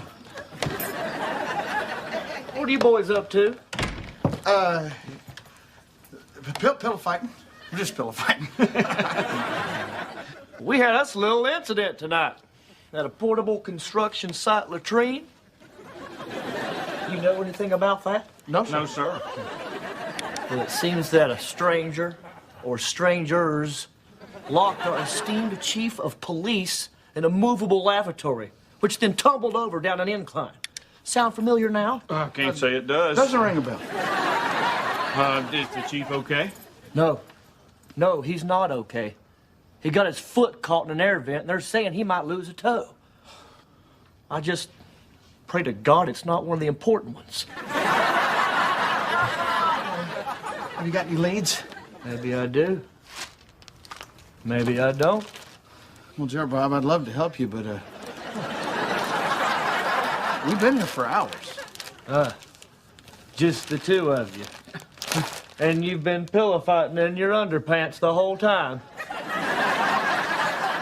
Well, we stopped once for a juice box. Well, I guess that's it for now. But I promise you, as God is my witness, we will leave no stone unturned until we put these pranksters behind bars. We're screwed, Barry. No, we're not. Gerald Bob's leading the investigation. I like our chances. A man was hurt. We have to be responsible adults. We can't lie for the rest of our lives. Trick or treat. We're not home. Go away. Barry, we have to turn ourselves in. The only thing I have to do is to go back home where I've been watching a movie with Jeannie all night. You can't go anywhere. Come on. It's the right thing to do. I have to set an example. I have kids to think about, Barry. Trick or treat. Not now. Okay. We'll turn ourselves in, but don't you think you ought to leave Trina a note? I mean, since we are marching off to prison and all. Yeah, I guess. Okay. Yeah, and maybe grab some pictures of her, too. You can use those for currency. Okay. What should I write? Should I say? Barry? Barry! You jackass! Barry! Well, everyone in this town is a moron. Well, so what if nobody got your costume? I mean, who's read Dante's Inferno? Dante's Inferno's a book? Hey, why is Barry running down the street in a Blue Goose costume just like yours? Because he's a copycat and a traitor. Trina, I am in trouble. Serious trouble. What? What happened? happened? Me and Barry pushed over the chief of police in a porta potty. He may be losing some toes. You dismembered the chief of police? Man, that is going to sound really bad to a jury. Listen, I just need you to take me down to the police station. I'm going to turn myself in. Okay, I get it. This is just some prank to get me to go down to the police station for some reason. We have a party to get to. The porta potty was a prank. It backfired, Trina. This is real. I swear it. I'm sorry, I'm not biting. What are you supposed to be now? My inner self. The woman behind the mask, the fragile, sensitive. Gave up, didn't you? Yeah. Trina, can you focus on what's important for a second? Your husband is going to jail. Okay, yeah, whatever. I'm not kidding, Trina. I will not be here when you get home. Okay, well, you have fun in jail. Well, well, well. Where are we migrating to, Rodney? Mexico? Hold your wings still.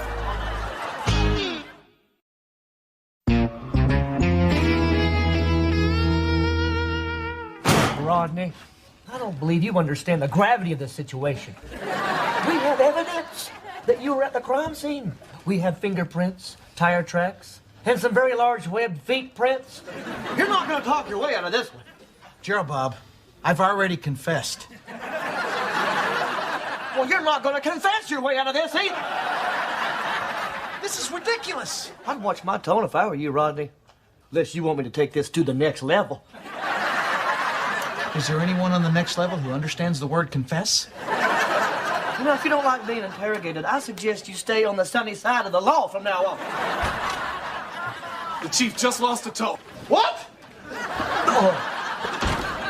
Oh, dear Lord. Oh, Gerald Bob, I'm so sorry about this. You're going up the river, Rodney.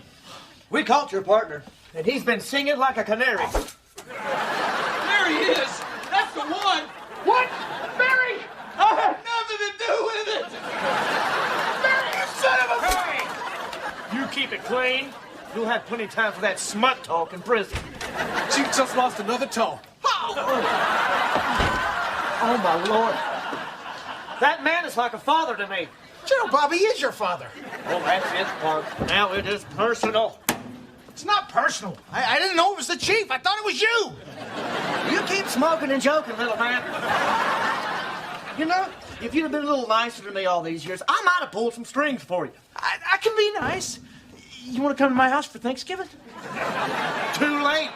Thanksgiving was 11 months ago. You're looking at hard time.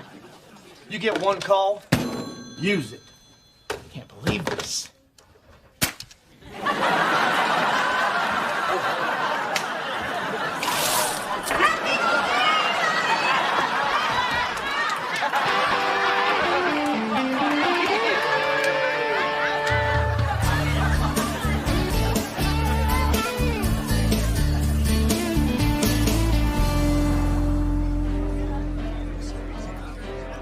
You know, I am really impressed.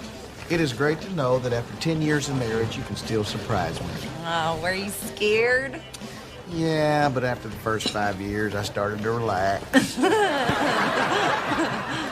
There's still a lot of things I don't get. I mean, I know the piano bench was to throw me off, and I know me and Barry in the same costume was for the beak evidence, but how did you know you could get me out to the construction site? By forcing a beer run.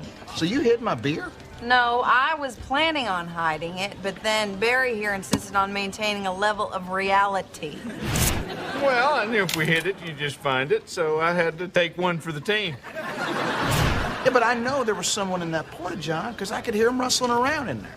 That would be me. I was never in any real danger because I was prepared, as any highly trained peace officer would be.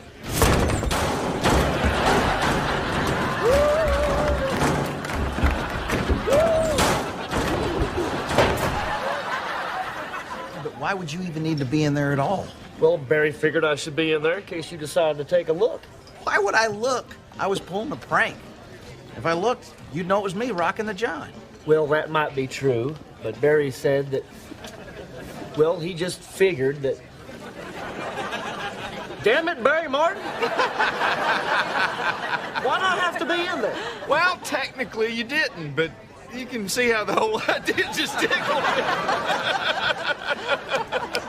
Oh, get to my part. Get to my part. Okay, I'm getting there. All right. So I came and told you about the crime scene, but then I had to cue Gerald Bob. See, there was a lot of precision timing involved. The goose is in the nest. Recorded. Repeat, I did not copy that. The goose is in the nest. What?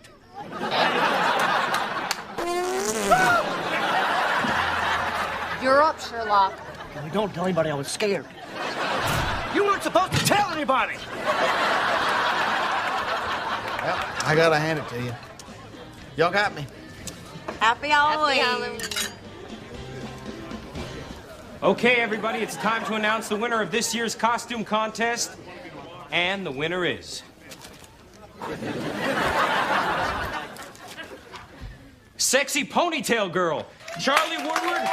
Come on up here. And honorable mention goes to the 2 gay pigeons.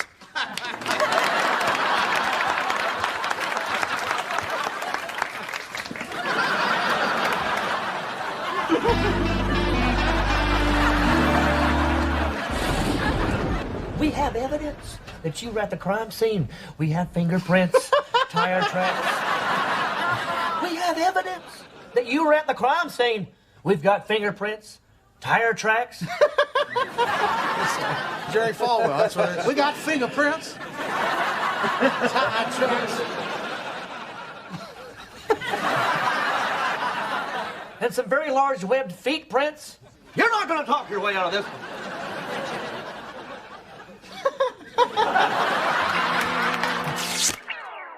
Heavenly.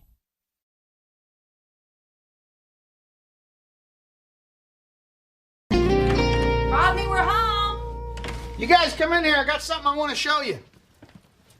Hey, I appreciate you setting the table, but usually the tablecloth goes on the bottom.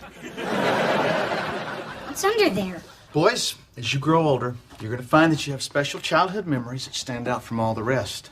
Now, I want you to prepare yourselves because this is going to be one of them. Cookies! Thanks, Dad. No, look, it's a train set. Aren't you a little old? It's for you guys. What does it do? Goes forwards. What else does it do? It goes backwards.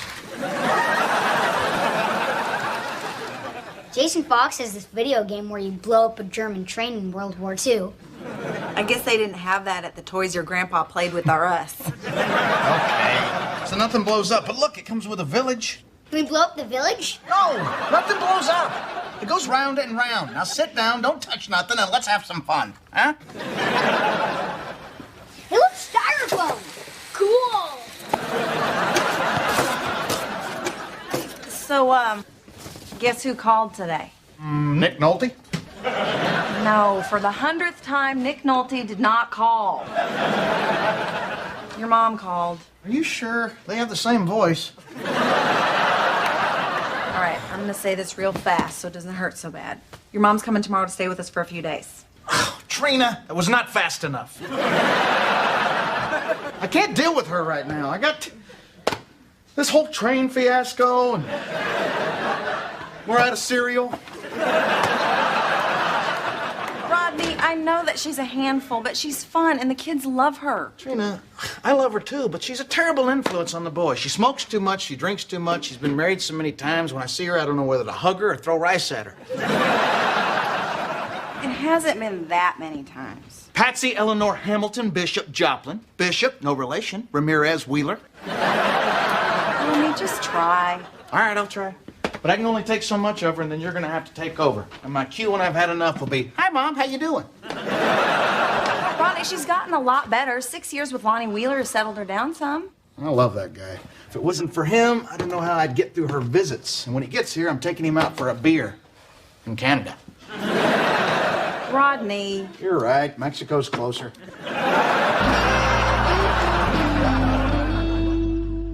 Hey, boys, if you get down low, you look in this tunnel, looks like you're watching a movie of a train. Why can't we just watch a movie? Or ride a train? Oh, look, it's a little engine that could not find anyone to play with it. When's Patsy gonna be here? It's not Patsy, it's Grandma. She only wants you to call her that because that's the only part of her name that never changes. But she likes us to call her Patsy. Yeah, well, she also likes to bring you candy cigarettes so you can practice being a grown-up, but that don't make it right. Yeah, I still can't believe you're just gonna open your house to that woman, let her just take over everywhere and eat all your food. Well, Charlie, we figured you could use a little time off. Hey, she stole my boyfriend, married him, then divorced him. All in the same week. You could have gotten Travis back when Patsy dumped him. After he was damaged goods? Please. Plus, I heard she damaged his goods. Charlie, if you're going to talk about my mama like that, at least have the decency to wait till she gets here. Don't y'all lock your doors in the big city. There she is! Patsy! Grandma, darn it. Hey, Mom, I'm going to go help Lonnie with the bags. Oh, I'm sorry, hon. He's winterizing the cabin. Please tell me that cabin's parked out front. Lonnie isn't coming, hon. Well, I guess I should run up to the lake and let him know we're sorry he couldn't make it. Hey, Charlie. Patsy, you've arrived. Yeah, I didn't hear the sound of your flying monkeys. Heck, you still upset about Travis? Charlie, the man spent more time wearing my underwear than I did. That's why my panties were so loose. He told me it's because I was losing weight. Who needs a candy cigarette? Me! I do! Sorry, Mom. We ate all our candy ashtrays. Well, let's see what else I got here. It is a Commando rocket tank. Now, but be careful. It smokes and it sparks and it shoots off real plastic missiles. Cool. We can blow up Dad's train. Patsy, how long can you stay? Or to put another way, how soon you leaving? Well, I wanted to talk to y'all about that. Let's sit a minute.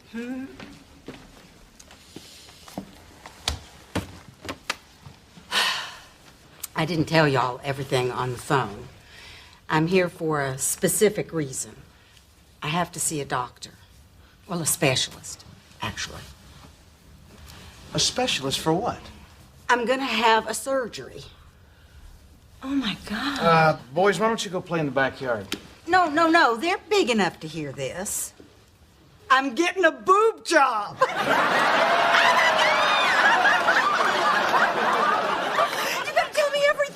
Who's doing it? How big are they gonna be? Can you get me a deal? What's a boot job? I want new boots. Nobody is getting new boots. Go outside and play. But Mom. Go.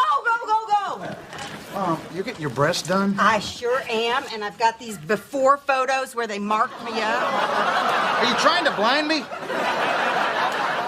So what's it gonna be? Saline? Silicone? I haven't decided yet. I've got samples of both in the car. You got boobs in your trunk and we're just standing here? Well, come on. You can help me carry them in. They are slippery little suckers. Remember that time your mom visited and told us she was switching her knitting from cotton to acrylic yarns? Yep. That was nothing like this.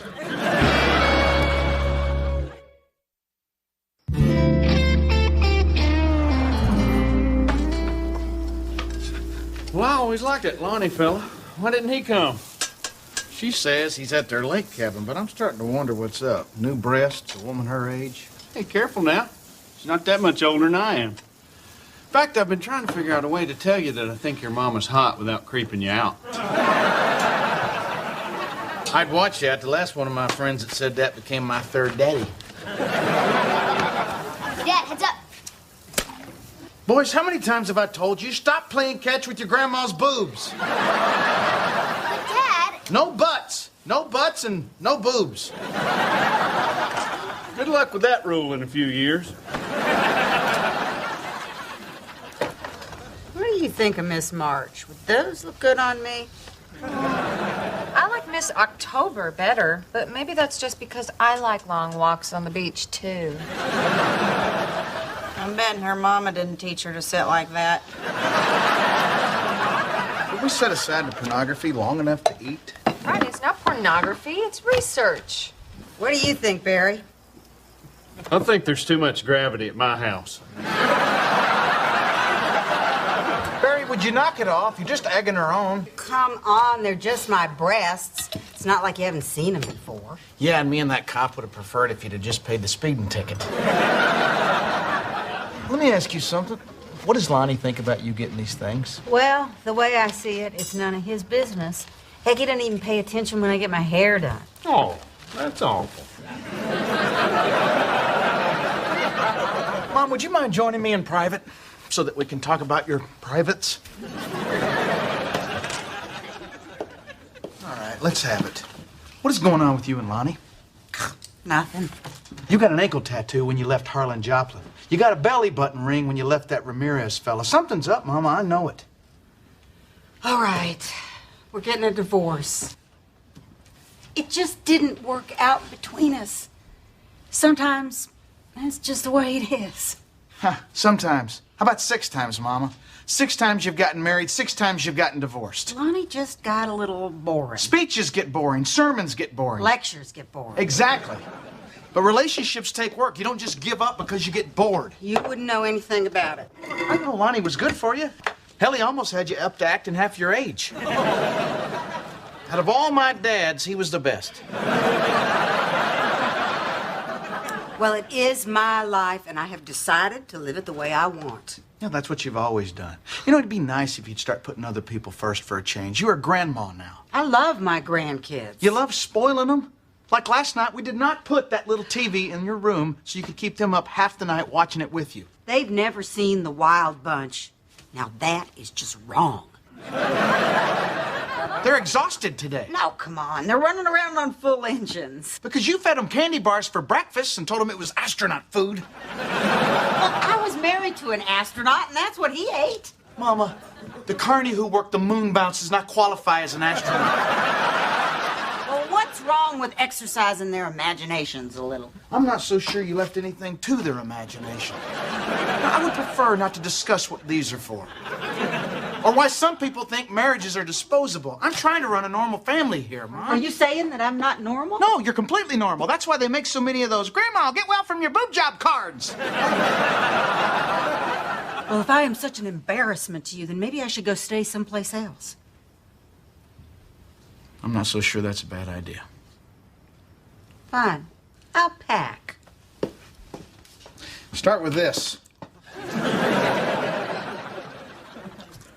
Okay, then. I will leave you and your normal family to your normal life.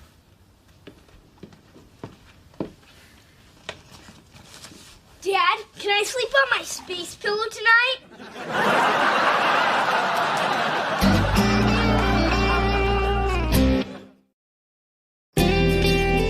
Can't believe you kicked your own mother out of our house. I didn't kick her out. I released her back into the wild. No, Patsy isn't the only person on this planet to get divorced a few times. She's not even the only person in our family. You don't have to tell me. Your parents, my Uncle Ned.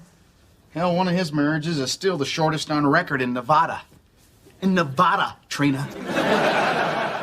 So, see, she's just one in a long line. Well, it stops with her. I don't want our kids thinking that she's normal. Well, our kids think you're normal and you're just like her. I am nothing like my mom. First of all, I don't have a tattoo on my back that says all beef Patsy. What I meant was, you are a free spirit, you don't want to grow up, you're both fun and unconventional. Yeah, well, the difference is my mom does not know when to take off the party hat and be a responsible grandparent, and Lonnie was helping her with that. And now he's gone and you're mad. Yes, because unlike my mother, when I make a commitment, I stick to it. Which, by the way, is why we are never getting a divorce. Oh, really? What if I want a divorce? Well, too bad for you. Well, what if I cheated on you? What would you do then? I'd start dating that cute checker at the grocery store.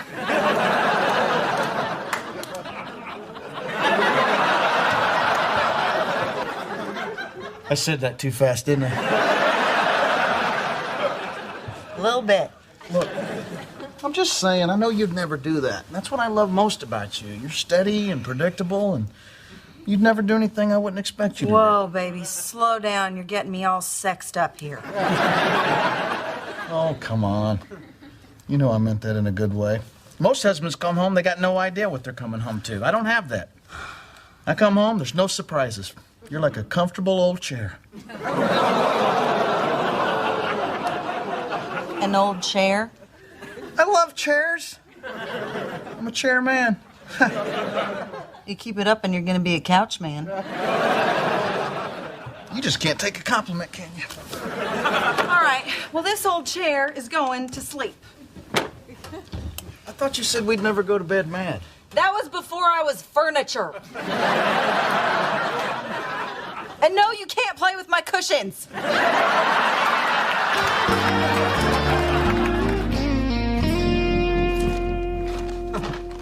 What's this doing in here? Oh, I thought you'd like to have breakfast with your wife. You dragged the chair into the kitchen just to be sarcastic. Yes, I did. It's hurt you back? Yes, I did. You want me to rub it, don't you? Yes, I do. You're so predictable. I am so hungover. Oh, good coffee. Are those chairs new? Boys, let's get going. Okay. Where are you going? I'm taking them to see your mother at the Tulsa Motor Lodge. They got a pool there. Hey, do you want to come? Oh, God, no. No more Patsy. We partied our butts off last night. You did what?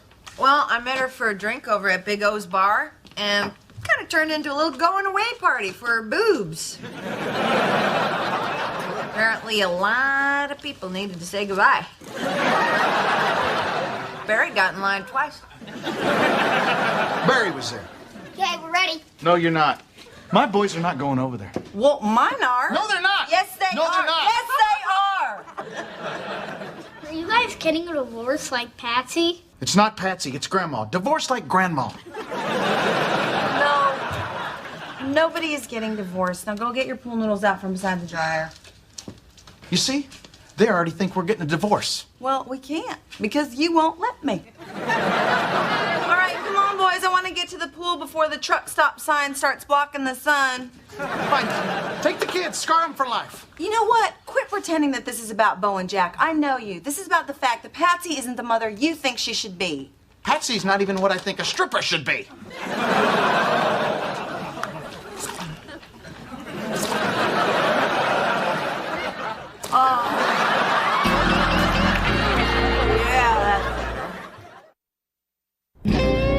Now, why are we going to Lonnie's? We're getting him and my mother back together. Oh, well, just so you know, I'm against it. Because I figure if Jeannie and I ever split up, that maybe me and Patsy could... Barry, have I mentioned to you that my mother is my mom?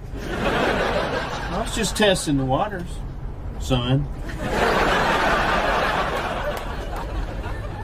Rodney, I'd kind of like to make a pit stop, if you know what I mean. And there's a filling station right up here on the right that's, well, just a memory now. You know, Barry, Lonnie and I could always talk. He'll listen to me and they'll get back together. Hey, there's another station coming up here on the left that just flew by. Barry, you can go when we get there. Why is it so important to you to have your mom and Lonnie get back together anyway? Because she wasn't acting like a Vegas showgirl when he was around. Lonnie was good for her. Now, is that good for her or good for you? For her.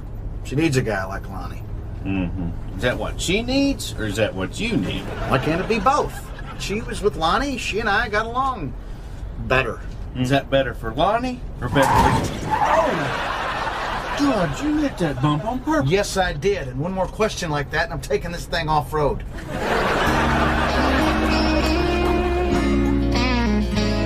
Do you always sing the Star Spangled Banner when you pee? Yeah, but I never made it through the second verse before. Look, you just go on. I've never seen the lake house before, and I think I'll just walk around the property a little bit, look around.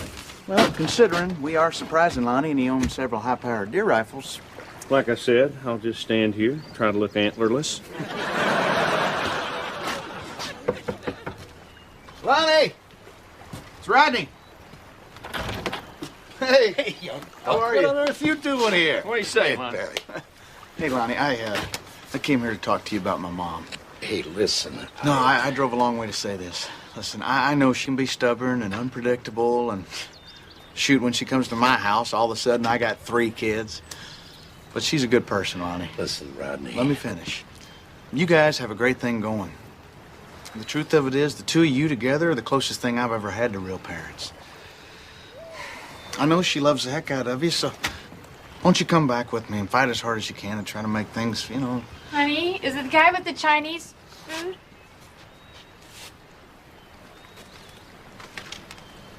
So, you and her? Mom didn't get bored, you dumped her. You son of a... All right, let's just get out of here. Look, I thought for sure she'd tell you. Let's just go. Rodney. Sorry. I really am.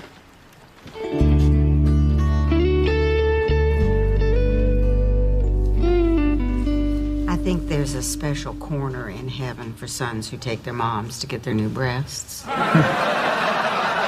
I'm guessing that corner probably won't be too populated. Probably just me and that kid over there. So, yesterday we were fighting, and today you're here with me. What happened?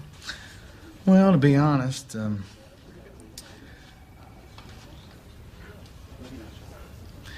it just seems like you needed someone to be with you right now, Mom. Rodney, I know that you're trying real hard to be a better parent than I ever was. Oh, Mom. I already know I'm a better parent than you ever were. Thank you very much. I didn't quite mean it. I know what you meant. You know what, Mom? If you were really that bored with Lonnie, I'm glad you left him. You are? Yeah. I thought you loved him. I did. But if you weren't happy with him, I guess it's good he's not around. Patsy Wheeler? Among other names, yes. Sure you're okay with this? No. But you're my mom. And now you'll just be more my mom. I love you. I love you.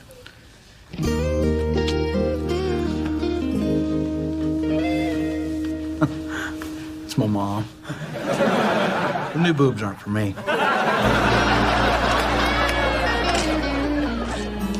Hey, hon. Hey, how's she doing? Well, she's sore, but happy. How do they look? God willing, I'll never be able to answer that question.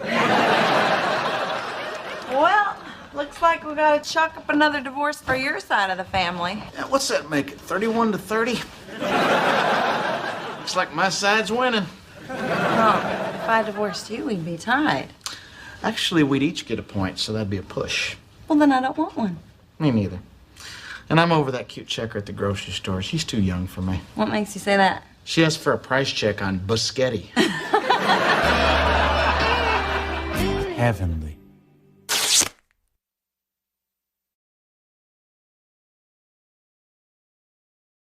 Hey, guys. Hey. How was the... What happened to you? Oh, I had a little trouble chasing down a foul ball. He ran through a little girl's birthday party, took out the piñata, and then crash landed into a Pocahontas ice cream cake. It was either Pocahontas or the chubby girl with the inhaler. Somebody was going down. Where's Charlie? Shouldn't she be back with my truck by now? She's buying a mattress. That takes time. What the hell's that? Are you sure you didn't take down that chubby girl? This is the sheriff's department. Exit your domicile. Rodney! Charlie? Oh, my God. What happened? What happened to my truck? Oh, don't worry about me. Almost drowned, but I'm good. Rodney! We fished your vehicle out of Wister Lake. What's this for? Illegal parking in a recreational waterway. Illegal operation of a non-amphibious craft. And my personal favorite, fishing without a license.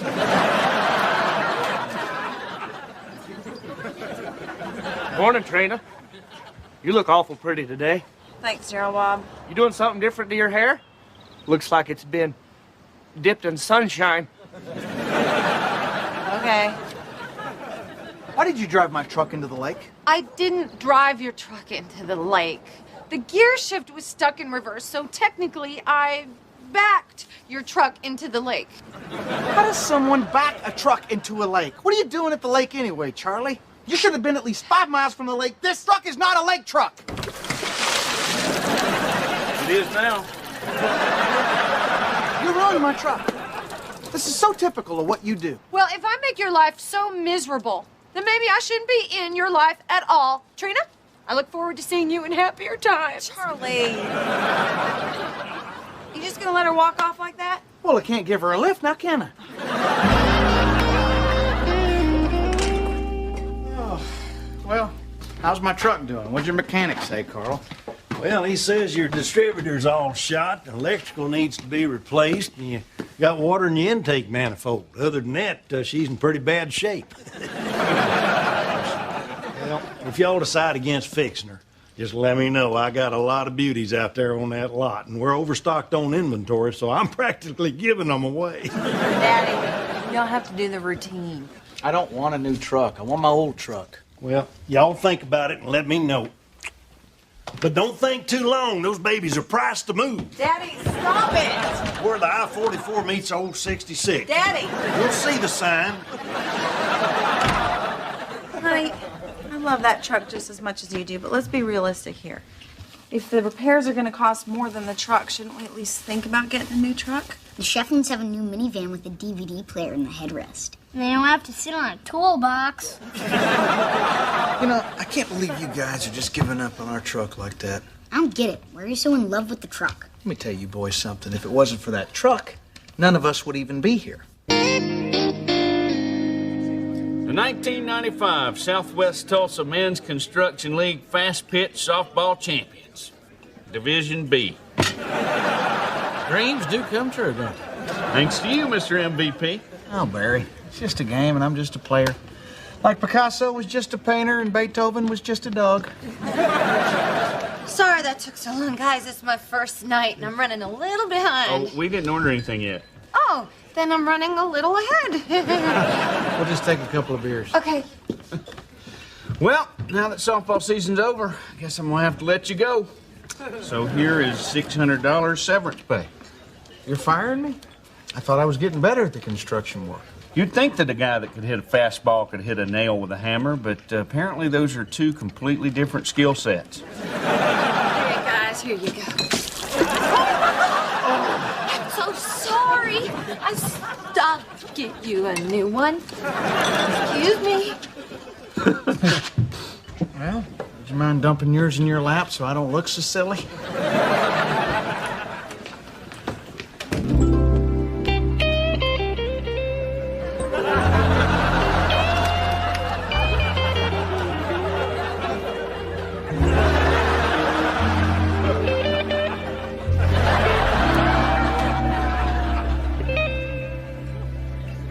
Did you see her?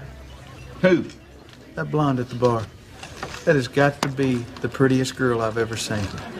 You know, that's the same thing I said when I first met Jeannie. I said, Jeannie, look over there. That's the prettiest girl I've ever seen. I gotta go meet this girl.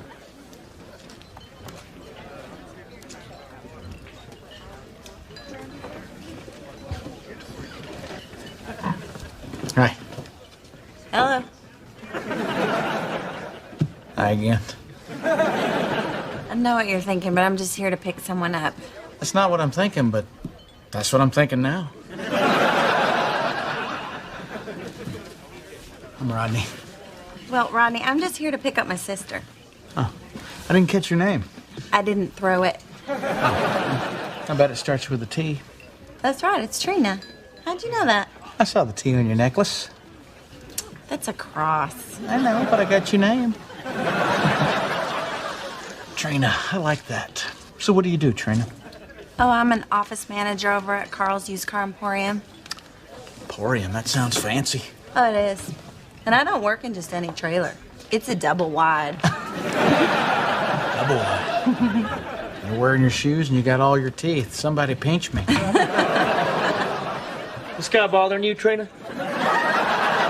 No, Gerald Bob. You know, I'm shipping out to the police academy next week. You're shipping out? And that place like 3 blocks from here? Your innocence is refreshing.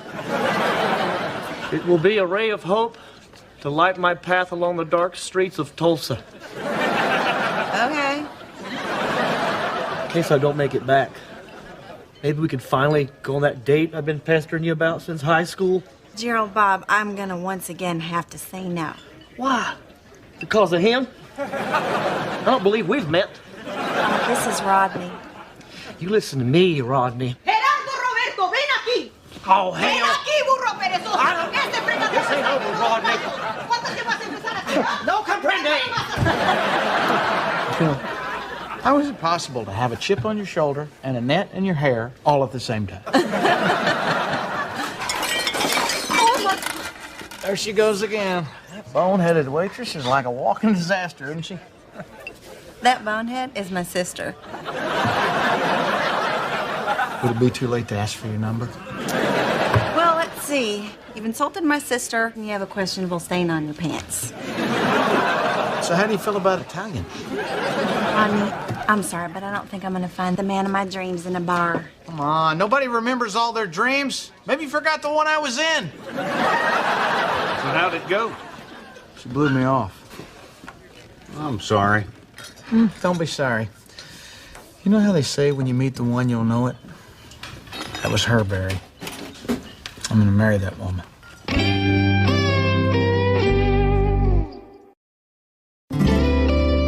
Is this story ever gonna have a truck in it? Remember how I was telling you that your mom worked for Grandpa Carl? Well, I had a plan to go down there and run into her. With the truck? Sure.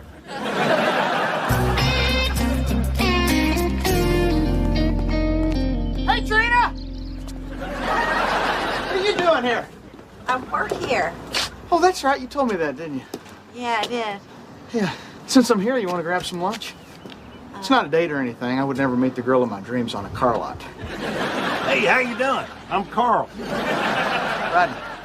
Rodney, good to meet you. We got lots of little beauties here on the lot, as you can see. Of course, we're overstocked on inventory, so I'm practically giving them away. Actually, that's I'm already being helped.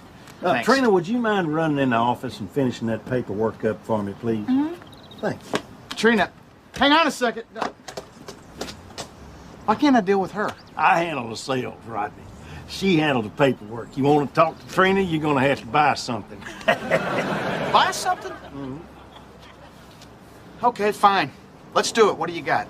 Well, how about this little jewel right here? It's an 83, got a nice new paint job on it, brand new recap. Sold. How much is it? $19.95, but only 'cause I like you. How much would you like me for $600? And not a whole hell of a lot. Damn it, Carl. What's it going to take to get me in one of these trucks today? That's my line, son. How about that one? Well, today is your lucky day, son. I can probably cut the price down on this to $600. Sold. Well, if you'll just step over here.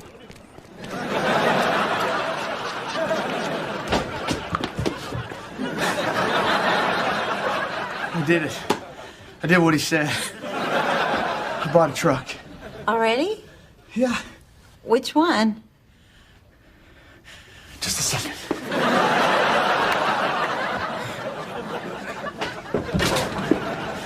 The brown one. I think it's brown.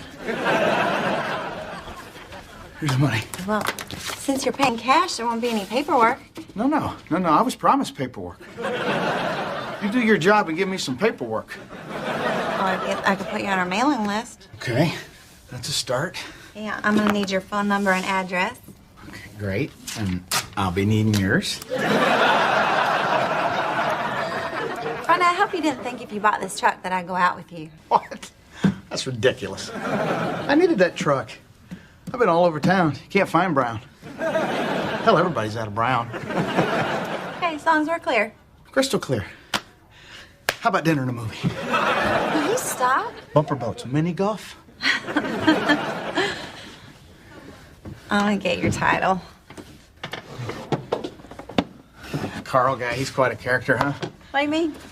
Oh, sleazy suit, corny banner, snidely whiplash mustache. 5 minutes with that guy, I feel like I need a shower. He's my daddy. I think we're done here. Done? Wait a minute, how can we be done? We just got started. Okay, Rodney, nothing personal, but you are not my type. I'm sorry. How is it that I see us married and you say that I'm not your type? Well, when I imagine my wedding day, I don't see you coming down the aisle. Of course not. I'd already be up front. You know what I mean. I need someone with direction, who is responsible and has a good job. Look, I don't know how I know this. I just do. When I think about the future, I see you, I see me, and I see that brown truck out there. I see kids, I see a porch, I see a tire swing. And on Sundays, I'm going to get up in the morning and I'm going to make you bacon and eggs. And you're going to come in there after breakfast and you're going to tell me, go mow that yard. And you know what I'm going to do? I'm going to mow that yard. Why? Because I love you and you love me.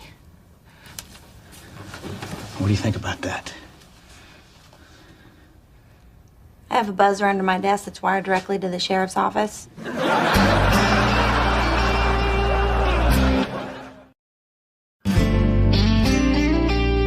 Now let me get this straight. You spent all your rent money on a truck so you could get a date? Yep. And now you're living in the truck? Yep. Did you get the date? Nope. Well, I'm sure she'll change her mind when she finds out you're homeless.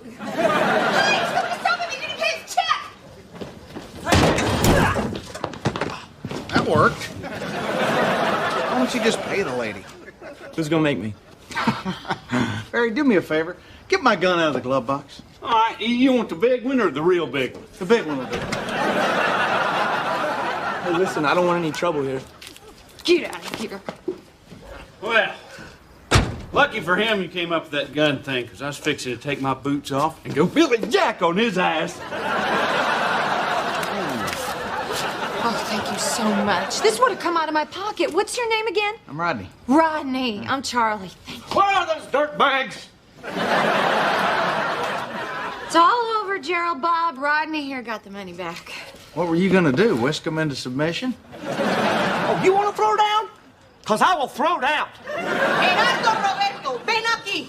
I've got to get a Spanish dictionary. Tendrías que tener un diccionario en español. Lo que necesitas son unas vitaminas. English, So what happened with your mom? Well, later that night, your mom came by to see me. Mom, why did you change your mind about going out with Dad? Because she couldn't resist me. I was irresistible.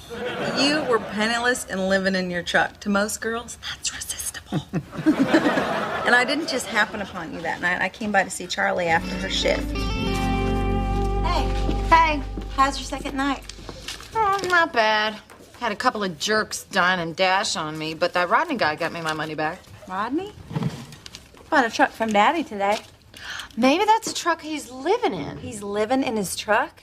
I think so. There's a shower caddy hanging off the rearview mirror. Oh my God, he did do it. He bought that truck so he could go out with me. Oh, so romantic and stupid. It's weird because when I first met him, he seemed a little off. And then when he came by the car lot, he seemed really off. Oh. Then after he left, I couldn't stop thinking about him. He's cute and funny, and he's so confident. Am I crazy? He's nothing like the kind of guy I'd go out with, right? Oh, right. Because there's your famous checklist. Steady, responsible, good job, big stick up his butt. Maybe it's time for a new checklist. What are we talking about this? Let's go home. No, we're not going to go home. Come on. Give romantic and stupid a shot. Oh, it's too late. He's already gone. No, he's not. He's parked out back. Here, truck warming gift. Would you mind if I held you for a while? For a while. Would you mind if I loved you for a while? Hey, what are you doing here? I was just stopping by to see if you're happy with your purchase. It's part of our customer satisfaction guarantee. Well, I'm very satisfied. In fact, everyone seems to love this truck. They've been pointing and laughing at it all day. So, see you're getting settled into your new home. I'm not living here. Why is there an extension cord running out to your truck? I'm giving the Blue Goose a jump. And I'm living here. Want to show me around? Sure. Right there's the kitchen. And here we have the den / dining room / media center. And I guess I'm sitting in the bedroom. Would you care to join me? In your bedroom? I don't think so. I'll just stay right here. Well, I guess that's okay if you don't mind the rats. Are there rats down here? Oh, yeah.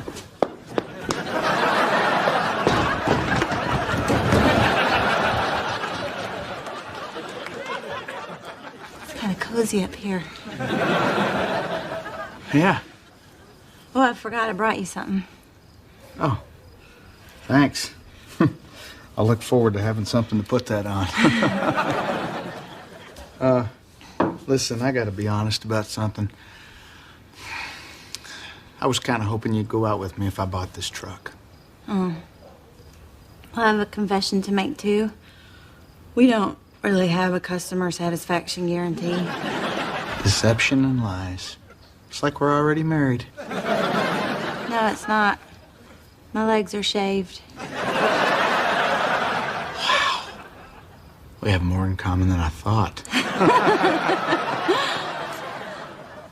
Listen, I know I've seemed like a crazy person, but I've never acted like this in my life. You think you're crazy. I'm the one sitting in the back of a truck with a hobo. Look, I want you to know that when I can afford it, I'm going to ask you out on a real date. And if I have to buy another truck, I'll do it. You don't have to buy another truck. You had dinner? No. Would you like some peaches? They're packed in their own juice. Let's see. Best if used by... Ooh, we better get on these.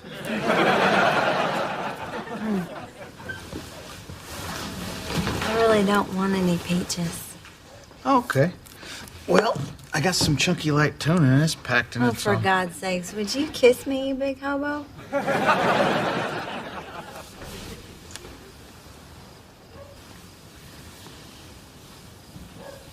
This ain't over, Rodney. I will have my revenge. Or my name isn't... Gerardo Roberto! Where were we? So really, if it wasn't for your Aunt Charlie, none of us would be here. How come you never told me that?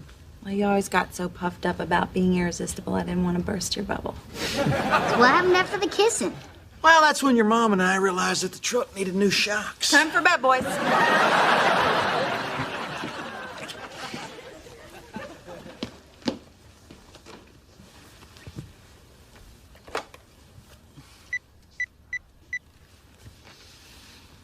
Charlie, it's Rodney.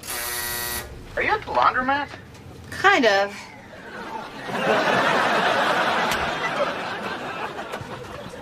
Don't be mad. I'll be done in a second. You don't have to leave. Charlie, I want to apologize for yelling at you. And if it wasn't entirely clear before, you're way more important than that truck. Rodney, I'm so sorry about that. I want to help you buy a new one. We're not buying a new one. Look, that truck may not be perfect. You may not be perfect. This family may not be perfect. And you're not perfect. You already said me. The point is, we belong together and you're not perfect. Now give me a hug. Thanks. For what? For everything. So you forgive me about the truck? Yes. And the golf clubs? What happened to my golf clubs? Let's hug again.